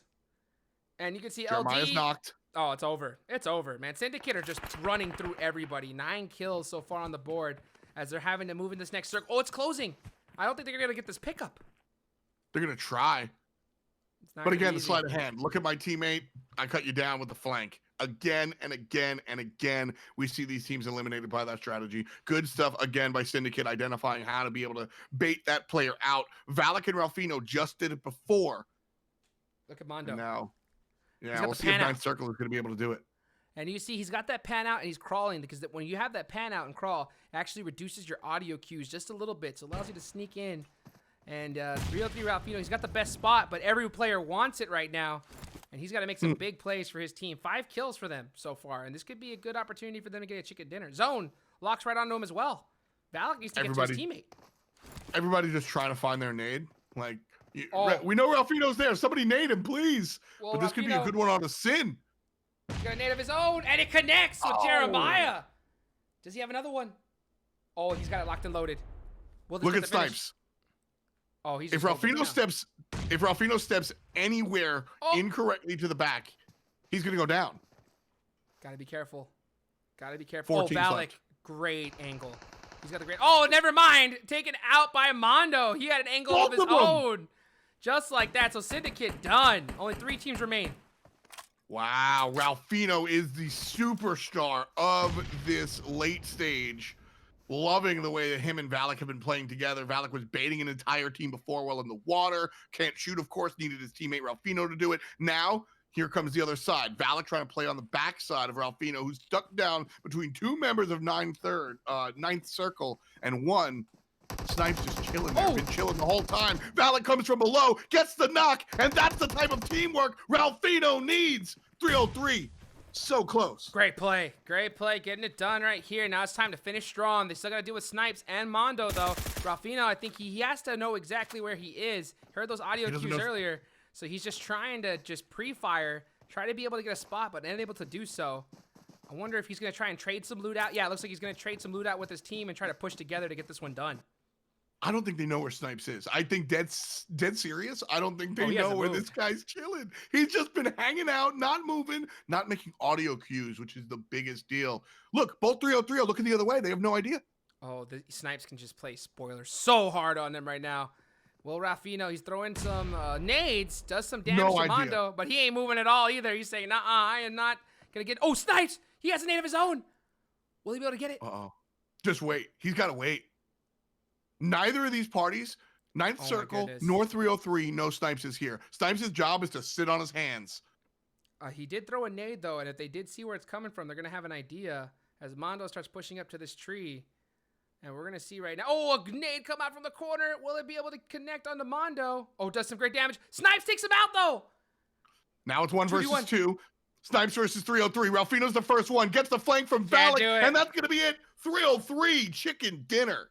303 Esports, 7 kills for Ralphino. Woo. Look at that. Ralphino getting it done. Valak getting one for himself and Rage as well. I mean, that's 9 kills on the board for them. So, I mean, like I was saying earlier, I mean, they got zone locked. You know, Ralphino had a great position. At the same time, though, you got to get it done. You got to clutch it up on your own, and that's exactly what he did. Without a doubt. I mean, listen, these are the type of plays that you go home and you look at and you try to execute with your own team. I can't break down enough how much fun that moment was watching Valak just floundering around in the water. There's nothing he can do but pray Ralphino is good at the game. That's trust in the squad, understanding how to bait the guys out, and then, like you said, actually getting it done. I mean, what else do you want from your teammate? Exactly right. Let's move over to the scores and see right now. Syndicate still in first place with 49 points. 303, though, after that chicken dinner, moving up to 40. And, man, you got to give it to Syndicate. They are in first place right now with 0 chicken dinners. I mean, they've been farming, right? They've just been out here farming. Look at this, 27 kill points. That is more than double of anyone on the board's kill points here. 10 or 11, excuse me. SK by BLW is the closest here. on the scoreboard. So Syndicate has absolutely been getting it done there. And because of it, they lead by 9 points in total. 303 is there in number 2 defeaters. The other team that won, they took map number 1 in that 3rd place. I mean, you got to give it to them. I mean, look at this. Syndicate has basically 13, almost 14 kills, you know, per game. So, yeah. I mean, that is insane. I mean, that's a ridiculous amount of teams that you're killing right there. So great job for Syndicate. 303. Really surprised. I mean, Impact, 2 games, only 1 kill, 5 placement points. So, I mean, man, they got to turn it around big time here in the last 2 maps. Yeah, you know, that one, listen, I'm just going to straight up ask the question here. Like, you know, 2 maps, sometimes, you know, you play 1 map, sometimes you just get okey doked, whether it's just by like some cheese or a bad circle, whatever, dude. That's why we play 4. You play your second one, and even if you don't place well, you got to get some frags. So, I mean, 1 kill, I know we haven't ridden along with Impact the entire game, but what's going wrong? How are they neutered so hard here? Throwing. That's it. They're just throwing. You know, that's really just about it. You know, I mean, it could be that, but there's also, I mean, there's a factor that these are, you know, a different play style, a completely different than they're used to. I mean, they're used to playing at a really high level, so they expect a certain play from these teams. And I mean, like you mentioned earlier, I mean, there's some games where you're just like, oh, what is this? You know, it's a different strategy. they like you don't expect a team to just run up to you, you know, like it's a classic. So I think I think that's how, honestly, Impact has to play it. They have to play this kind of like it's a classic. Just run and gun, use your gun skill. Don't overthink rotations. Focus on, you know, shooting your way out rather than trying to rotate out, because they're losing a lot of big players on just due to rotations right now. Yeah, that's what I'm seeing as well. You know, a lot of this, we were calling out the heavy vehicle play earlier on in map number 1. And that's, you know, just not something that we're used to seeing when we watch a lot of the high end play. That's where Impact comes from. That's where Impact's used to being. And so with that respect, you got to sort of adjust. A lot of times we say adapt to your opponent. Well, that means down instead of up, with all due respect. You know what I mean? Like, you got to play the hand you're dealt. Got to play the hand you're dealt. And be honest with you, I mean, 2 games so far and that many kills, I mean, and that kind of performance, it's regardless, it's still pretty, it's extremely surprising. I think so. They got to get it done here. It's still 2 more maps. Let's go. Next is going to be up in Miramar, taking it over to the desert. So, hey, having some fun so far. We'll be back right after this short break. Let's go.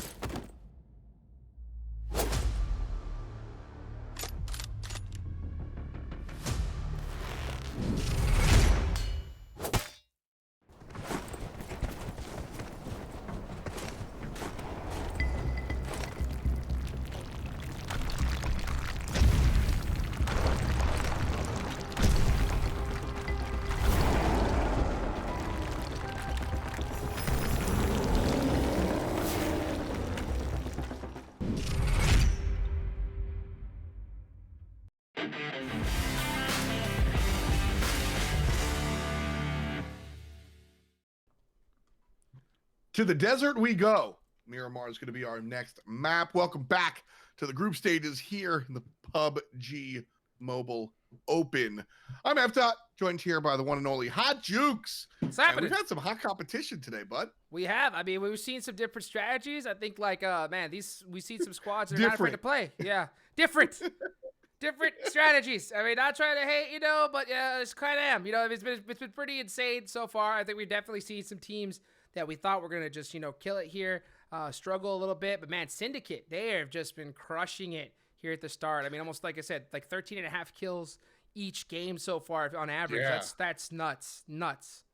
And it's just been impressive. Like, again, identifying the level of play that we're at, we generally see some established teams, and then you get some okie dokes. Syndicate are playing like they're a team that's been here before. Oh, so, yeah. I mean, straight up the question I want to ask you is, like, are you familiar with any of these players? Like, what's the world of Syndicate, you know, going to look like? I'm not really familiar with a lot of players from Syndicate, but man, they are showing up big time right here, and I'm really looking forward to see how they finish off match number 3, Miramar, the desert. Woo! We're getting into it right now. The players are in the plane, ladies and gentlemen. Let's jump right on over And you can see we already got, you know, Team 8 jumping out the plane really, really early. Oh, you got El Pozo right on the plane line. That's one of the highest loot areas here in Miramar. We're seeing it looks like a good amount of squads head on over there. And always got to look at Pecado. You know, that's one of the most interesting locations. Always a town that a lot of teams like to fight over. I wonder which squads are going to try to take that spot as well. Why is that? Is it just because of the high density of structures, or? So good amount of loot. Also, I mean, it's a favorite from teams that, you know, kind of drop that play classics. You know, you always want to look for the hot zone areas, and Picado being one of the central maps, it usually is here in Miramar. And anytime you're a team, you always want to be able to land as central if you can, because of the fact that no matter where the zone goes, you're going to be in the best opportunity to really rotate towards it. So that's really one of the biggest advantages. And you can see right now, first zone, it's a little bit to the north, but regardless, you know, Picado's still going to be in it. So they're going to be able to get some loot and be able to head over to their spot wherever they want to be pretty quickly. I feel that for sure. Syndicate's going to be down south, and they're probably going to have to fight at least one team before they're able to kind of find their way into the regular spot. They're going to go up against 4 Angry Babies. That's number 6. And then 4 Angry Babies to their north and 6 Angry Men to their south. There's a lot of anger. A lot of anger. I'm going to tell you right now. Fight. What would you rather go against? 4 Angry Babies or 6 Angry Men? Honestly, I think I'll take the 6 Angry Men. I don't want to deal with the crying. Oh, dude, yeah, you're right. I mean, I couldn't. I couldn't punch a baby. You know, like no, 6 Angry Men. You know, bring it on. You know, all day long. But you know, but the little ones, no way. You know, I'll get squad wiped really, really quickly here. So I mean, hey. Jumping into this match, you know, we're starting to see some of these teams land, try to get some loot early on. You see White Walker also running the mummy outfit. I mean, heck, that's good synergy, you know, name and outfit right there. And on Miramar, this is, you know, the mummy returns, right? Here we go. That's right. That's right. Yeah, in the desert, baby. In the desert. Here you go. We'll see if they're going to be able to return up on the scoreboard after this one. They got to get it done. Here, you can see Snipes, everybody with that quick loot right now, just trying to get loot as fast as possible so they can get into this next circle. So right now, you know, looking at the way everything has been working out, these early stages have been relatively kind of quiet with respect to how players kind of going off of it. So, you know, we had our eyes on Syndicate earlier on. Here we're looking at 11 versus 5. And so that's 9th circle. Bats. And 9th circle. And 9th circle, they're number 8 overall on the point lead. So they're certainly a little bit of a threat here. I want to see how they react to this early fight as opposed to watching them in the later stages of the game. Yeah, 9th circle, you know, Cabo, he's a player who's had some experience, at least playing comp. So it's nothing that he should be not familiar with. Now, this is some new members on his team, at least from the last time I saw him play competitively. So always different. Anytime you switch out players, or even if you get good players together on a team, you got to be able to work as a unit. I mean, because at the end of the day, you could have 4 players that are average, but if they're playing together and just getting it done, no matter how good you are, you can't take on those guys 4v1, 4v2. You know, you got to be able to work as a team, and synergy. It's just so huge at this high level. That's what we're talking about. We saw it out of 303 as well. I'm going to return to this probably till the end of the night, man. You know, Valak and Ralphino at the end of that last one, so impressive. They're 2 or 3 back-to-back sort of like, you know, American football style out of the playbook plays. Mm-hmm. The bait in the water, then the loop around on the divot there, just real smooth, and I expect to see more of that. 303, I mean, they're number 2 on the points list for a reason, so I'm excited to see how that one goes out. Number 7 here, this is going to be ThizzleTron trying to deal with Punjab Esports. Oh my goodness, man. It's going to make me have a lisp saying ThizzleTron. You're trying after that one, you know? But, you know, hey, for shizzle, let's see if they're able to kind of get it done. You know, this is a team that you know, it's got Yugi on it. I know Yugi pretty well, Goose as well. These are some players that have been out in the NA scene. I've actually played a couple comp games with Yugi in the past, and I think that, you know, we've definitely seen him develop in recent days, and hopefully he's able to kind of be able to get it done with this new team. What is it about Yugi that kind of makes you excited for the newer player to come in? What are the raw skills that hold that, because a beautiful angle here by White Walker. He's going to be able to grab, I think that's at least 1 knockdown there. Yeah, they are going to get that knock, and you can just see really quick, you know, ThizzleTron, they're like, all right, there's the squad here. Let's go ahead and group up and try to get it done. I like to see, you know, of course, Punjab Esports, they're getting a good rotate right here. Ivorian's going to have a huge, huge angle onto Thizzle. I wonder if they're going to be able to make it out of this one alive. Oh, yeah, here's the vehicle. be... Here comes Yugi. Oh, look at that. Oh, wide open. Right. Draw ball is going to get one. Can't follow the truck after the fact. And the shots on the snipes, just barely not enough. Vorian had a huge angle. Yeah, not able to kind of get that vehicle down and out. Yugi, he's going to have to hold this off angle all on his lonesome. Sing knows exactly where he is, and he's just tapping away. As you can see, it looks like Roro's going to try to get over to Goose, but that looks like a death island right there in the open. Not sure if he's going to be able to make it out of that one safe without smokes. Rozo's just stuck. Ivorian has a fantastic angle on that. That's going to allow his teammates Sing and Razzer, White Walker to look elsewhere. As long as Ivorian's able to hold one player here, but he's took his eyes off. So they just want to rotate. They don't actually want to fight this, it looks like. It's always a risk. You know, you don't want the fight to turn on you with one bad angle. But oh, switching on over. Here we go. Feeders trying to get it done against W6. And they're at a tough spot. Bishop's trying to throw nades up onto the mountain, trying to catch Cash. As he's getting clipped from the side. Cabana's on the left, and you can see Rainey making the rotation on the right. So Defeaters, a strong team, but not in a strong position at the moment. W6 has both the high ground and looking for the flank. Rainey's able to successfully put it down. Bishop gets knocked. And then Taraya trying to find the long-range shot. Fishy still in water. Good for now. Barely W6 trying to make the transition.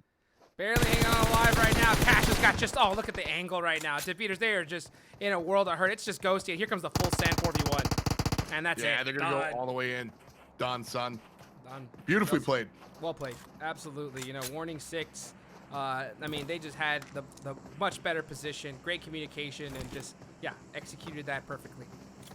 Fundamental, right? Like, you know, when we were looking at 303 there, they were getting a little creative. This was just real clean execution. Identify where the opponent is, find the flanks, get higher, put them down. Yep, just take them out piece by piece, and that's exactly what they did. Love to see that communication. And yeah, I think that this team's finally trying to hit their stride a little bit here. And that's what I think that right now in the group stages, if you are a team that's got a lot of skill, you know, you shouldn't really be focusing, I think, on these crazy, like, high-level rotations. I just think that you need to just walk up, you know, piece by piece, and use your gun skill advantage to just take out each squad. Oh, yeah. Definitely. Oh, Sing got out of pan. All right. Taking it out. Sees a car 9. Goes for the 7. Oh, and Yugi's down and out. And there he goes. Oh, just no. like that. Feels bad for Yugi. And Roro is kind of stuck here. And he's been stuck here this entire time. This is the player that Ivorian kind of locked down in that corner earlier on. Ivorian took his eyes off, and Roro found himself stuck inside the building after the fact because there was a fight going on. And now homie's still here. So he's going to find his way out of the building into the circle, and that's going to be an uphill battle for sure. Now he's starting to eat some blue. Punjab Esports is just trying to hold him down. They really want to get these finishes. Yeah, and like you mentioned, you know, Goose was stuck out. There was no way he was running across, and I'm surprised.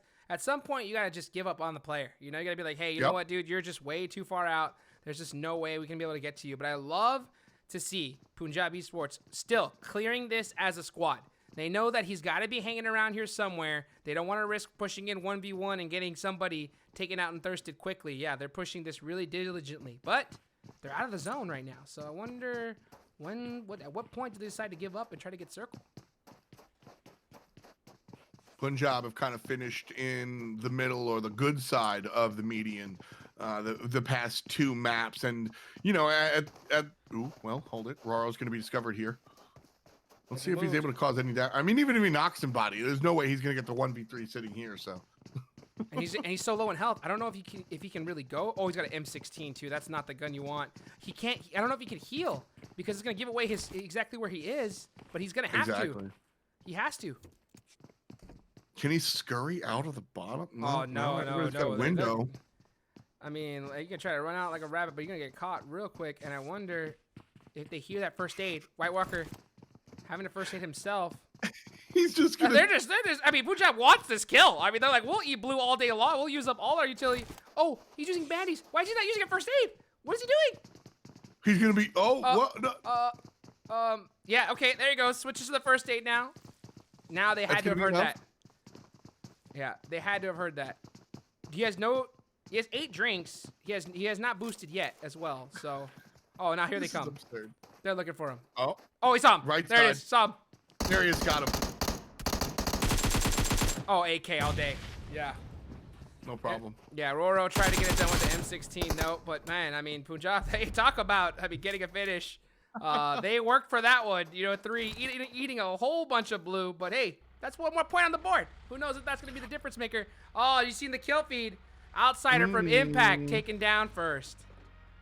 So this is, I wanted to kind of dive deep into the squad Punjab, because this is a team, you know, like I said, they finished kind of in the middle of the pack, maybe a little above middle of the pack the past 2. And they're giving us glimpses of this team play. You know, they group up as 3 so they don't risk the 1v1, and they have Singh playing Overwatch, just looking at everybody above, making sure nobody's going to get the surprise jump on the rest of the team. You know, these are qualities of a high-end squad. They just haven't been able to find their way to the end of the lobbies. So, you know, if you're looking for an underdog team to kind of rally behind in these group stages, Punjab could be one of them, because they have all the makings, to my eyes, Jukes, of, you know, a team that it has the raw clay waiting to learn in these stages to become a better team. And you know, it's so interesting because, you know, I totally see that as far as like, you know, running a 3-1 strategy. I'm not sure if it was like really purposeful. At the end of the day, that is a high tier strat. I mean, some of the best teams in the world run 3-1.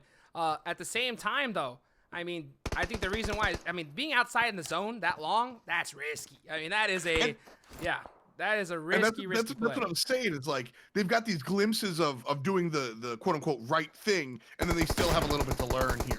So definitely, we'll see how they mature throughout the contest. 303 though, crosshairs all over Devil. He's able to wiggle out no problem. Who knows if that works out for them though, considering that this is these kind of teams. You know, maybe that just kind of aggressive play style is going to come out successful. I mean, at the end of the day, when you start playing against high tier teams, rotating in is so difficult. Like that's the big struggle. So I mean, staying this late outside a circle, you're going to be at a massive disadvantage compared to the rest of these squads. But at the end of the day, I mean, this is group stages. Maybe, you know, playing late, it's a real old school kind of NA strat. But I mean, the meta has definitely shifted in the high tier. But since this is group stages, who knows? Maybe get away with it. You gotta play the game that you're given. I have a long I get my soapbox out when we talk about meta games, because you know, it's very frustrating how everybody thinks you have to approach the same game the same way all the time. Who's in your lobby? That's who you have to play against. And if you don't believe me, ask Impact. That's right. Play the player, not the game. And you can see 303. You're gonna have to play some Rage. Jumped in the window. Gets caught by Low. And meanwhile, 303 aren't even grouped up here. The Soul is doing a great job of catching them by surprise. Hiso here in the garage, Wanbi on the left side rather, and everybody else kind of directly in front. Yeah, you can just see right now, squad just hanging out. The Soul, will they have it? As they still have 4 members up, 1 kill so far to their name. They're hanging out in the zone. We haven't seen the map in a little while, so I'm not too sure exactly where the rest of these squads are hanging out. We got Richie's team, you know, not too far away. But yeah, right now still a little early, zone number 3. But come next circle, we're gonna definitely start to see some action. That's for sure. Yeah, it's gonna be the big shift in the suddenness, the suddenity, yeah. how sudden. I got there. Oh, yeah, that's how sudden right. Hey, you happen. suddenly got there. You know, it's like the bam, let's go. You know, just like that. That's what I'll talk about. You know, I mean, Jukes, the wordsmith, folks. Save me every day. Whatever. You know. Oh man, I'm getting jumbled up as well. Just seeing this, you know, pretty interesting play as Cabo gets caught out in the open. Queen, with a good return knock from Peril. But he peeks from nearly the same spot, and everybody knows where he's at. Takes him down. Tattoo here. This is going to be a big nade. Oh, doesn't hit it though. Yeah, it goes for the heal, and like you mentioned, I mean, when you go and you get that knock, gotta try to just, you know, confuse the team. Try to get another angle on there. But if you repeat, that was maybe a distraction nade, saying, hey, what was that? That might confuse him up a little bit. as Tattoo is just trying to buy some time, but they are able to pick up Cable. Here's the map. Okay, now we know where the zone is, right next to Power Grid, and this is a tough circle. I mean, not a lot of cover here, and stuck between two mounts, all open road in the center. We're not going to see any teams hold that's for sure. And look at this, the top team in the lobby, Syndicate, hanging out right dead center right now. What a surprise. You know, this is kind of what we were talking about, is you want to be in the middle. That's going to be your ideal spot, but the push in from the outside, that's more of that old school strategy. You know, we got to keep an eye on where those teams are going to be at. Syndicate going to have the upper hand there, but by no means is it guaranteed. Like you always say, man, you got to play it. You got to get to play. Yep. You got to be able to make it happen here. And I think you're totally right. I mean, in normal sense, hanging out outside a zone this late would be just, you know, a really, really rough time for your team. But considering the way these squads are playing a little bit more passive, you might be able to just kind of bully your way through. Oh, it looks like Impact was able to get all their players up. But here goes Bat, just sending it right now against 9th Circle. Look at this. It's like a classic. Yeah, straight up. You see the car coming out to the left. Everybody starts looking at it, and like a magic trick, 9th Circle getting pushed on. Bat's trying to make them disappear. Smooth stuff there. Again, adjust, play the player, not the game. And the lobby says we got to be aggressive. And so Bat's, I mean, just going for it. Yeah, and, I think that 9th Circle is just like, what's going on? Like, they're pressing this right now, you know, like, what? And I think that since they got caught off guard, I mean, it worked out for Bats. They were able to get, you know, pretty pushed in here. And right now, 9th Circle, Mondo, he's stuck behind this bus, getting some drinks in, trying to, you know, get as much energy as possible, as he's gonna have to defend himself pretty hard against Bats. Not in a good spot. That's the most service level analysis I'll give you right there. Mondo, oh yeah, not in a great spot whatsoever. But it's not as easy as it seems here for Bats, as they know there's another team approaching. Here goes Moon. Versatile across the way, but Bats is going to push up here. Moon trying to find his way, but Mondo gets the shots. Down he goes. But he does take down Ween at first. Moon just blew up the vehicle on him. Really well played. And now it's up to just Peril. Last one alive for 9th Circle. Oh, could he hit? Will this be the perfectly placed nade? Oh, just a little too late, but he's got the shots as he takes 2 of them down and is trying to get the thirst on 1. Will he pick up the second? Oh, and the smoke just in time. Oh my gosh, look at that. Wow. 1 HP Peril. Yeah, there's Versatile though. There's that third party. Oh, Salty! Called it. You called it, the third party, and he's out of there. With the clutch Kobe. Woo! Solitude here, getting stuck there to his namesake. Good play there, pushing in from the purple squad. Punjab finally getting a couple. Punjab, 10 kills in 10 total kills for the team. 10 kills right now, and this is what we were talking about. I mean, they came in so late, but they're just working as a team. They're just doing the basics. All they are is just pushing together as a squad, and they're taking out each team one by one. So, man, yeah, I mean, strategy playing off so far. It's the fundamentals. They just know what they're going for. You know, in Punjab here, they're number 10. Oh, and they got the zone. Yeah. And they got the circle as well. And look at Impact. I mean, it's such a strong team, but look how separate they're playing right now. And that's gonna put them at a big disadvantage when they come to these teams, whether experienced or not. If they're playing as a squad, they're gonna be a force to be reckoned with. And yeah, Punjab, ton of kills. They're at the edge of the circle, and it looks like they are getting into it with F8, Team 9. Yeah, it's going to be a really big jump in the standings for Punjab Esports if they're able to do it. And like I said, this is a team to kind of look at. They're just playing their fundamentals real well. I think they will be kind of outshined here in the late game by Syndicate and some of these other teams. Impact still barely alive. So, you know, I'm eager to be proven wrong, straight up. I would love to see one of these open teams kind of do it. And Punjab is lining up to be one of those squads for sure. So we're going to get another circle shrink coming up here. And Bats are pretty in pink. 3 out of 4 players still alive. Ween has done a great job so far. And Rainey gonna get hit by a car. Yeah, looks like he maybe hit the eject button a little too fast here. Tough break for him, but it looks like Bats are able to hit the edge of the zone. Look at this. Just taking out Verse. Oh, Verse, such a great angle right now. It's all up to Kane. Oh, the nade right in front of him. I don't think you see it. Oh, it's a smoke. It was a smoke perfectly placed. Really well done. Perfectly That's placed. versatile right there. Just cut. They completely cut off KZ here. KZ has to find a new angle because of that smoke. Brilliantly placed. But versatile are stuck. They're pinched. Syndicate's in the town. You've got Bat up top here. And it's yellow that they have to deal with right away. Bats has a good angle here on versatile. How do they get out? They did get the first down. Oh, and Drip running off. Drop. Will he be able to get it? Hits the lay down. Vehicle is blown up right now. Oh, and Bats, yeah, they're just trying to find every angle possible. Gotta be careful, though, for the third party. Oh, Zute, see him there getting knocked and thirsted. Outsider and Mongod on top of the pound zone. And you can see Ying just full sending it right now on versatile.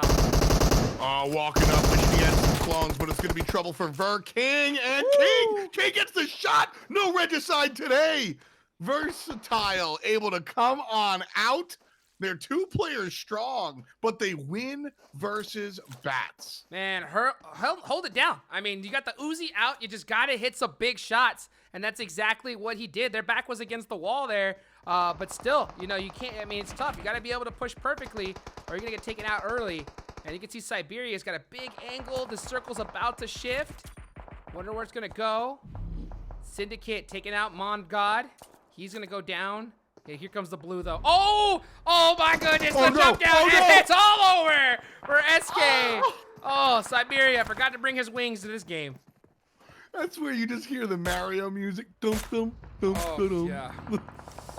Oh, hit the restart button on that one here. I mean, there's still one more match to go, so you got another opportunity. But man, I hate to see that. That's the kind of play you hope that doesn't end up on stream. You know. And we were riding along with them too. Oh, tough break. We could have been on. There's 8 teams here. We could have been on 30 plus other people. Yep. Oh, no fun. Oh, no fun if you're that top. But yeah, I mean, look at the rest of these teams. A lot of these teams are a syndicate. I mean, again, they're so high up. They're sitting inside the zone. Great opportunity for them. Still 4 members alive. I mean, they're in big position to win this one. As you can see. Oh, 6. They're trying to just make plays. This zone's starting to close. This is zone 6. It hurts so bad. And, oh, you got impact on the top of the hill. And, oh, Wi-Fi. A little late on the shots. And, yeah, I think he was waiting because he was hoping to be able to run in for free, but not going to happen. Outsider's just stuck on the heel off right now. Yeah, Wi-Fi kind of got a little, I mean, just stuck out there, right? Hesitation leads to devastation. You got to choose. Either stick up there with Outsider or jump on down. I mean, that's what it looks like to me. It looks like he just got caught out and was taken down for it. W6 going to charge up in here. We'll see if Warning's going to be able to do anything because Syndicate has been sitting in this building what a the pre-nade. entire time. Serve goes out to the nade to the right-hand side. Everybody inside trying to use the 3-peek to see who's going to be coming from which angle, but it's all nothing. Warning 6. Pre-fire coming out from Serve, but it's not happening. He got 2 people with the blow-up right there.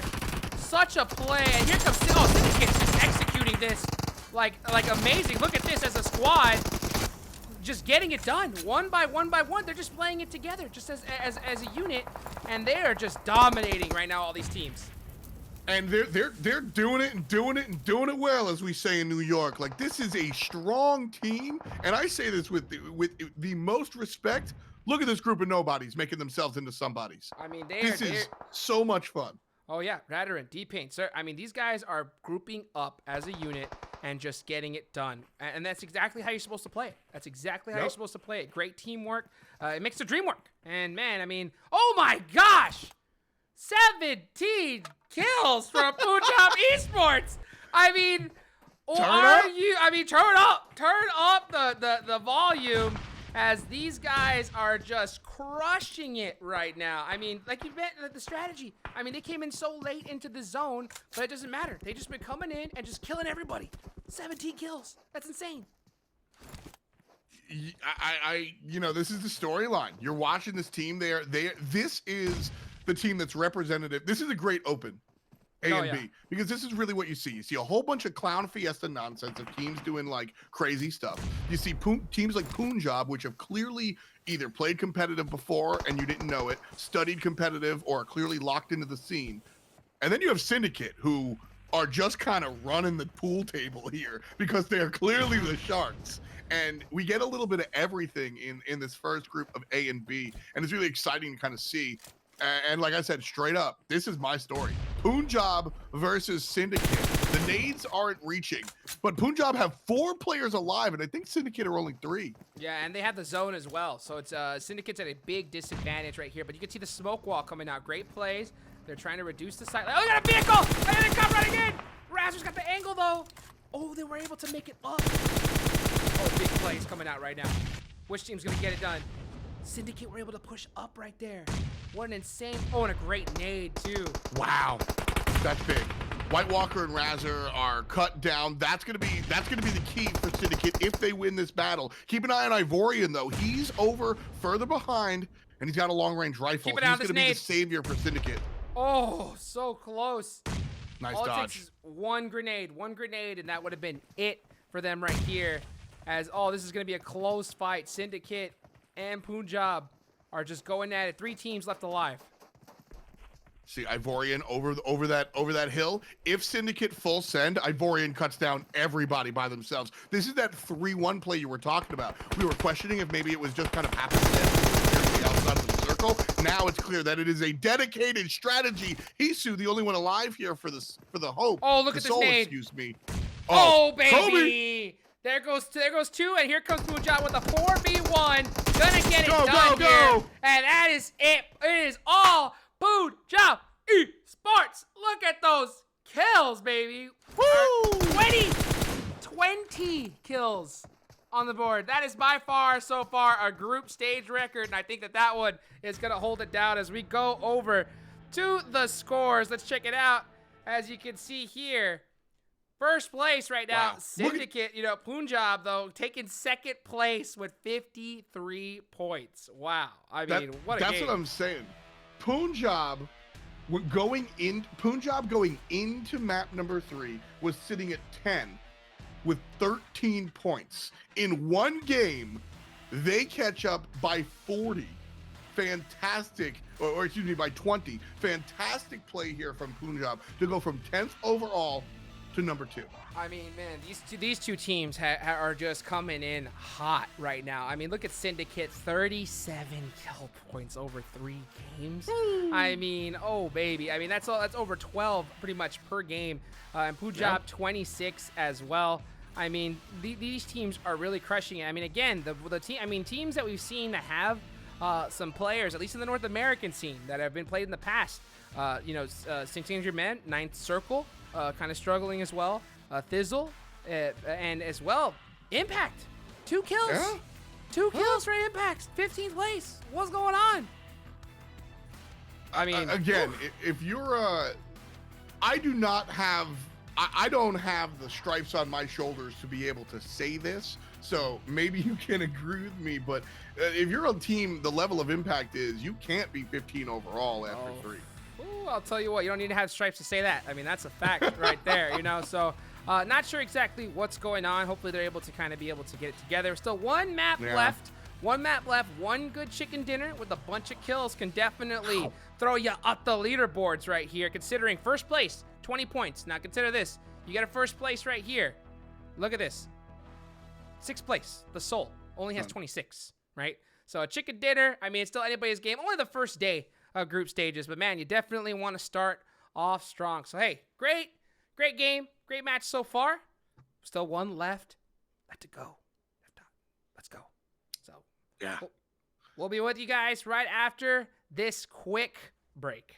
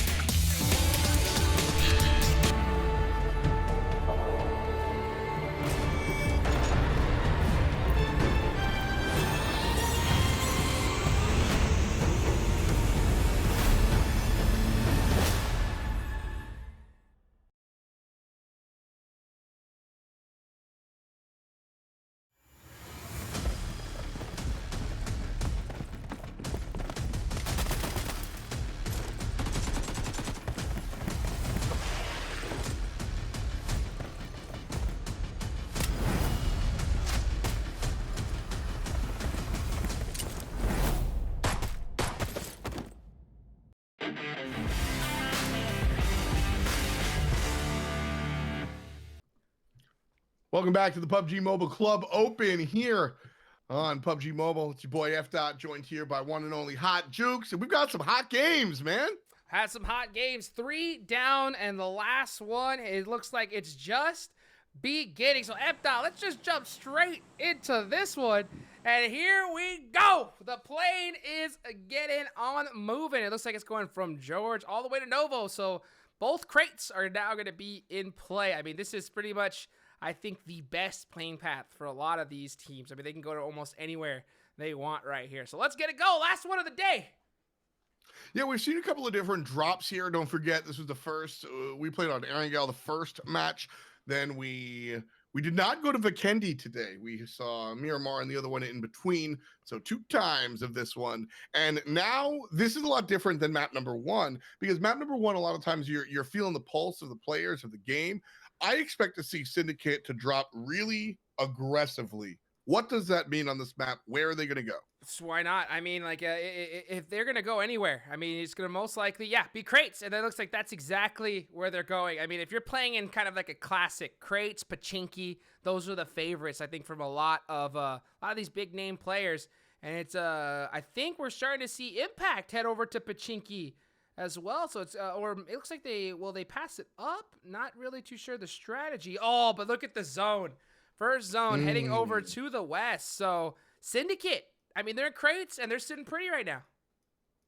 They certainly feel good about that one. A couple of teams that are going to be inside there. 303, also worth noting. They're at the northwest part of your screen. And defeaters are strong. They won our second map, I believe, number 18 there, all the way on the east.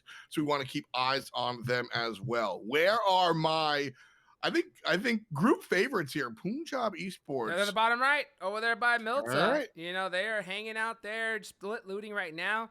And as we go over to Novo. So we're in Novo right now, and you can see Team 7 and Bats. Oh, we got a few squads down here trying to get some loot. Oh, Weed with the grabbing out with a shotgun.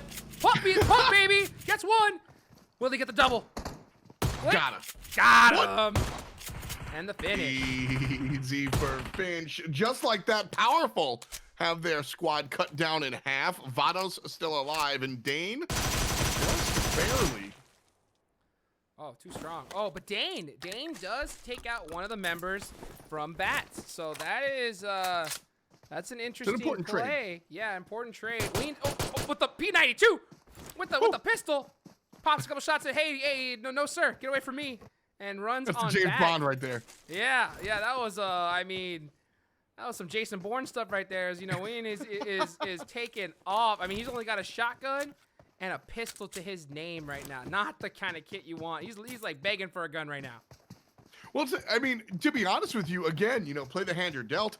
In this type of close quarters combat, trying to fight over this little town, that actually is the kit you want, right? Well, once you start leaving. I mean, heck, it's better than having nothing. That's for sure. But True. man, he is able to. Oh, there it is. There it is right there. That's the M4. I mean, that's the gun. So he's just like, he's breathing in a fresh breath of fresh air after being able to find that one. Find some good gear as well. Oh, and a DP to boot. Oh, he's set up for the game.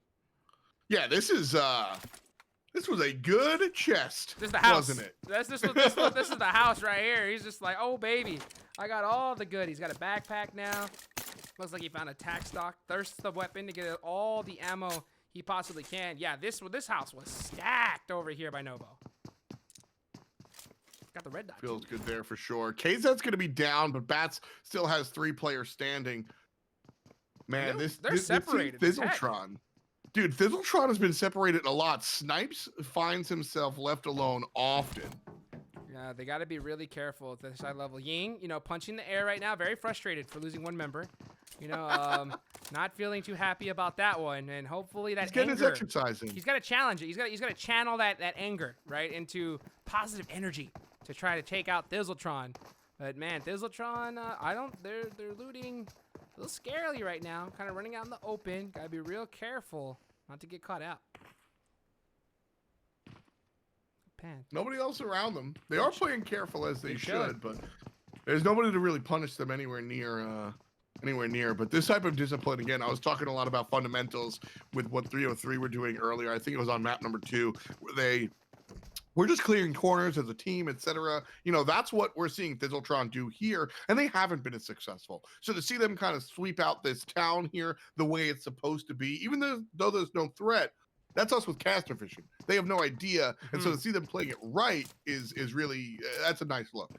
Yeah, definitely it's good to be able to see them, you know, kind of grouping up together. And I think that a lot of these squads now, after 3 matches, they have to have a good idea of what to do now.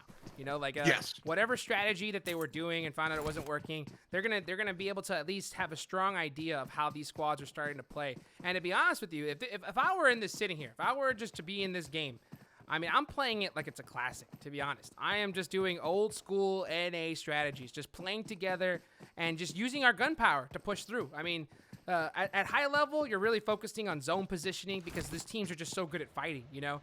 Having the zone advantage is just so strong. But at this point, I mean, if you're working together as a unit and you're having all these teams play separate, you can just kind of bully your way through. So I think that right now, if you're any of these teams, you just gotta kind of let your gun do the talking rather than, you know, trying to do these high-level, you know, rotation strategies, because you just don't want to lose anybody out early. A lot of the times, when you look at high-level play and how they approach the game, it's because they've been through multiple, you know, meta games, so to speak. You know, A beats B, B beats C, and then D beats it all. But if you're at the open group stage, just try strategy A. Yeah, you don't have proof that the other guys have toppled it yet. In all honesty, that's what it is, and it's kind of, I think that's why we're seeing so many of these squads just suffer because, you know, it's been, to be honest with you, to the old school NA strategy of just edging and just kind of bullying your way through. It's been about 1.5 years since that's even been close to being in the meta. You know, especially I think, you know, a lot of teams used to play it. I know I used to back in the day. And I know that I learned for a fact in Dubai that meta was on this change, because as soon as we started facing these Eastern teams and the way that they pushed in 3-1, I mean, my eyes were open that day, as so was the whole world's. I remember talking to some of the top NA players that are still playing today. They were just like, man, what are these team strategies? And ever since then, that meta has shifted. We're seeing the top guys use that 3-1 strat, just pushing together as a unit, and it's just been so strong. But now, in the group stages, you know, you're seeing teams rotate real late, really separate, and I think that you just kind of got to go back to the basics. Just push together as a unit and just, you know, kill your way through it pretty much. Yeah, that's what we've seen kind of work out, and that's why I've been so excited about team number 20, Punjab Esports, because I feel like they have, whether it's a result of their amateurism or whatnot, they have really found a nice blend of playing high level. The bridge camp is good, and here they are. Got him. Just like that. Sing's gonna kill out Dane. Don't forget, Dane was earlier a part of the team that had lost 2. So I think his squad is completely gone now. It's like playing like a classic. I mean, these guys are holding out at the edge in blue, waiting for a gatekeep and having to pick up a player. I mean, I think a lot of these teams are expecting, oh, guess what? Because if you're at a high level, all the teams have already probably left and gone into the center of the zone. You know, but here you're just dealing with teams just going and making the old school plays, and I think we're gonna start seeing some adjustments come out from all these teams this game. And I'm so happy that happened, because that's exactly what I was talking about. We've seen Punjab go for the high level plays, right? The 3-1 pushes, the aggressive. They know when to full send. They figure out how to do it. But then here they are, you know, camping the bridge like it's 2018. We've seen them play the outside, like, you know, it was before years ago. And so with that in mind, they've found this blend of what's possible at high level. So they've taken a little bit of that page and also have adjusted their play. And again, maybe it's just their open level of play, or maybe it's something bigger where they've identified the play style of the lobby and they're playing therein. They blended a little bit together. Impact might be bringing only top level strats and getting stepped on again, kind of dying as stupid, like we were saying earlier. Yeah, I mean, who jukes like that? Yeah, you hate to say it, I mean, but that's what it's kind of like it's kind of a thought you got to have. I mean, look at Punjab. I mean, they are sitting in the blue. They already have a kill, and you know, I was like, man, I don't think that this strategy is going to work out for them hanging out so bad. But they got 20 kills, you know, and in the last match and the chicken dinner, that's 40 points. 40 points in just one game. That is going to put you so far ahead no matter what. Like we saw earlier. We saw what the 6th place team barely have 20. I mean, that one, if you have one game like that, I mean, you're instantly in the top 3. So, yeah, Punjab Esports rotating it super late, like an OG strat, and we'll see how it works out for them. 1 kill on the board. They're gonna have to use some meds, but it's only zone 2. This blue zone doesn't hurt too bad, but yeah, they're gonna have to fight their way through all the teams gatekeeping them right now in the zone. Right now, 10th place is 19 points. So if you get 0 kills and you get chicken dinner, you will wind up, you know, in that 10th place spot, assuming on 9th circle. Oh, that so, I mean, boat play. We got a boat play, baby, coming in. There it is. And the rubber ducky going at lightning speed right now. And his whole team's dead. His whole team is. They have quacked. That is for sure. And he's gonna try to get in. Holiday. Yeah, he is just trying to get into the zone right here, playing it safe as Hisu is. I mean, he's full send to get over the hill. Look at all his teammates crashing beside him as he is just trying to get healed up right now. As 6 angry men, I mean, they have got the beeline on him and take down Juan due to vehicle explosion. Can't stay too close to one of those. Hisu and K2, the only ones left for their squad, and this happened, I think, once on every map. Guess who's behind them? Syndicate, it's baby. Syndicate. Serve gets knocked, actually, by 6 angry men. The third party. But the Soul just drove past Syndicate. And this happens a lot. Syndicate are totally down to just hang out, chill, play it passive, but they know that sometimes they have to fight. And this is one of those moments. The Soul is taking advantage of the fact that 6 angry men from a distance are able to cut him down. Hiso gets taken out by Serve's name. I kid you not, like Syndicate, they're playing this like it's a classic match. I mean, they're standing out in the open right here and they're just pushing squads and it's working, you know, and they're like, oh, okay, we got some shots over there, no problem. Let's just focus on this team as they try to take out the Soul. You know, K2, last one alive, is able to get, we're seeing people getting run over right now. I mean, this is just insanity. I mean, Syndicate still 4 up after just being kind of white out like that. I mean, this is, they're just hanging out right now, chilling. That's the understanding. You know, Syndicate, the top team here in our lobby, leading by 20 entire points, and they haven't placed first yet. They've gotten all those points off of, you know, secondary and tertiary placements and a couple of, quite a bunch of kills. But they seem to have adapted their game to the lobby the most. Clearly they know what they're doing, but they've also are willing to, you know, just pull out the classic strats and get it done. 2 more. 2 more. Add it to the bank. You know, add it to the bank. They're just running in super late and it's working. And they're just bullying their way through as a unit. Vados, Pan is really close to Pan right now. I wonder if he is going to catch him out. Yugi's on the other end as well as they are just holding this edge of zone. Oh, and it's just Vados all in his lonesome right now. With the UMP in hand too. Oh, nah, it doesn't feel too good. Yeah. Look at him. I mean, your job here is just to, you know, stay alive, right? Yeah, that's what he's doing. That's what he's doing for now. Try to get those placement points at this point. Yeah, and it looks like you could see Thizzle trying to do the same strategy. Goose rolling up on the bike here. You know, getting in with his team. They're hanging far, far out of circle. And, you know, hey, like we mentioned, the strat, it's working. As long as you're able to kind of push together as a unit. Ooh. And we see Punjab, they've already Singh's knocked. I wonder if they're going to be able to get that res. Can't quite see exactly where he's at yet. Okay, yeah, they are going for the res. And it looks like they will be able to get him up. Defeaters are here, and Bats is on the road. I don't think Bats knows that there are 2 squads lurking here in the hills. But Defeaters have the better positioning, it seems, versus Punjab. Punjab are actually trying to run away here, not really focused on taking the fight. Oh. We saw in the kill feed, Vados actually killed Yugi, and they turn onto him, but they're going to lose a member just like that. Oh. Yeah, we saw that in the Fairy Pier fight. Yeah. Ghosty, though, taking those shots is going to reveal his position to Punjab. Punjab playing really disciplined and not going for that fight because they have 2 fights in front of them. 4 angry babies, Bats, and that third team ready to go. I can't lie. This game, I feel especially it favors the aggressor a lot of the times.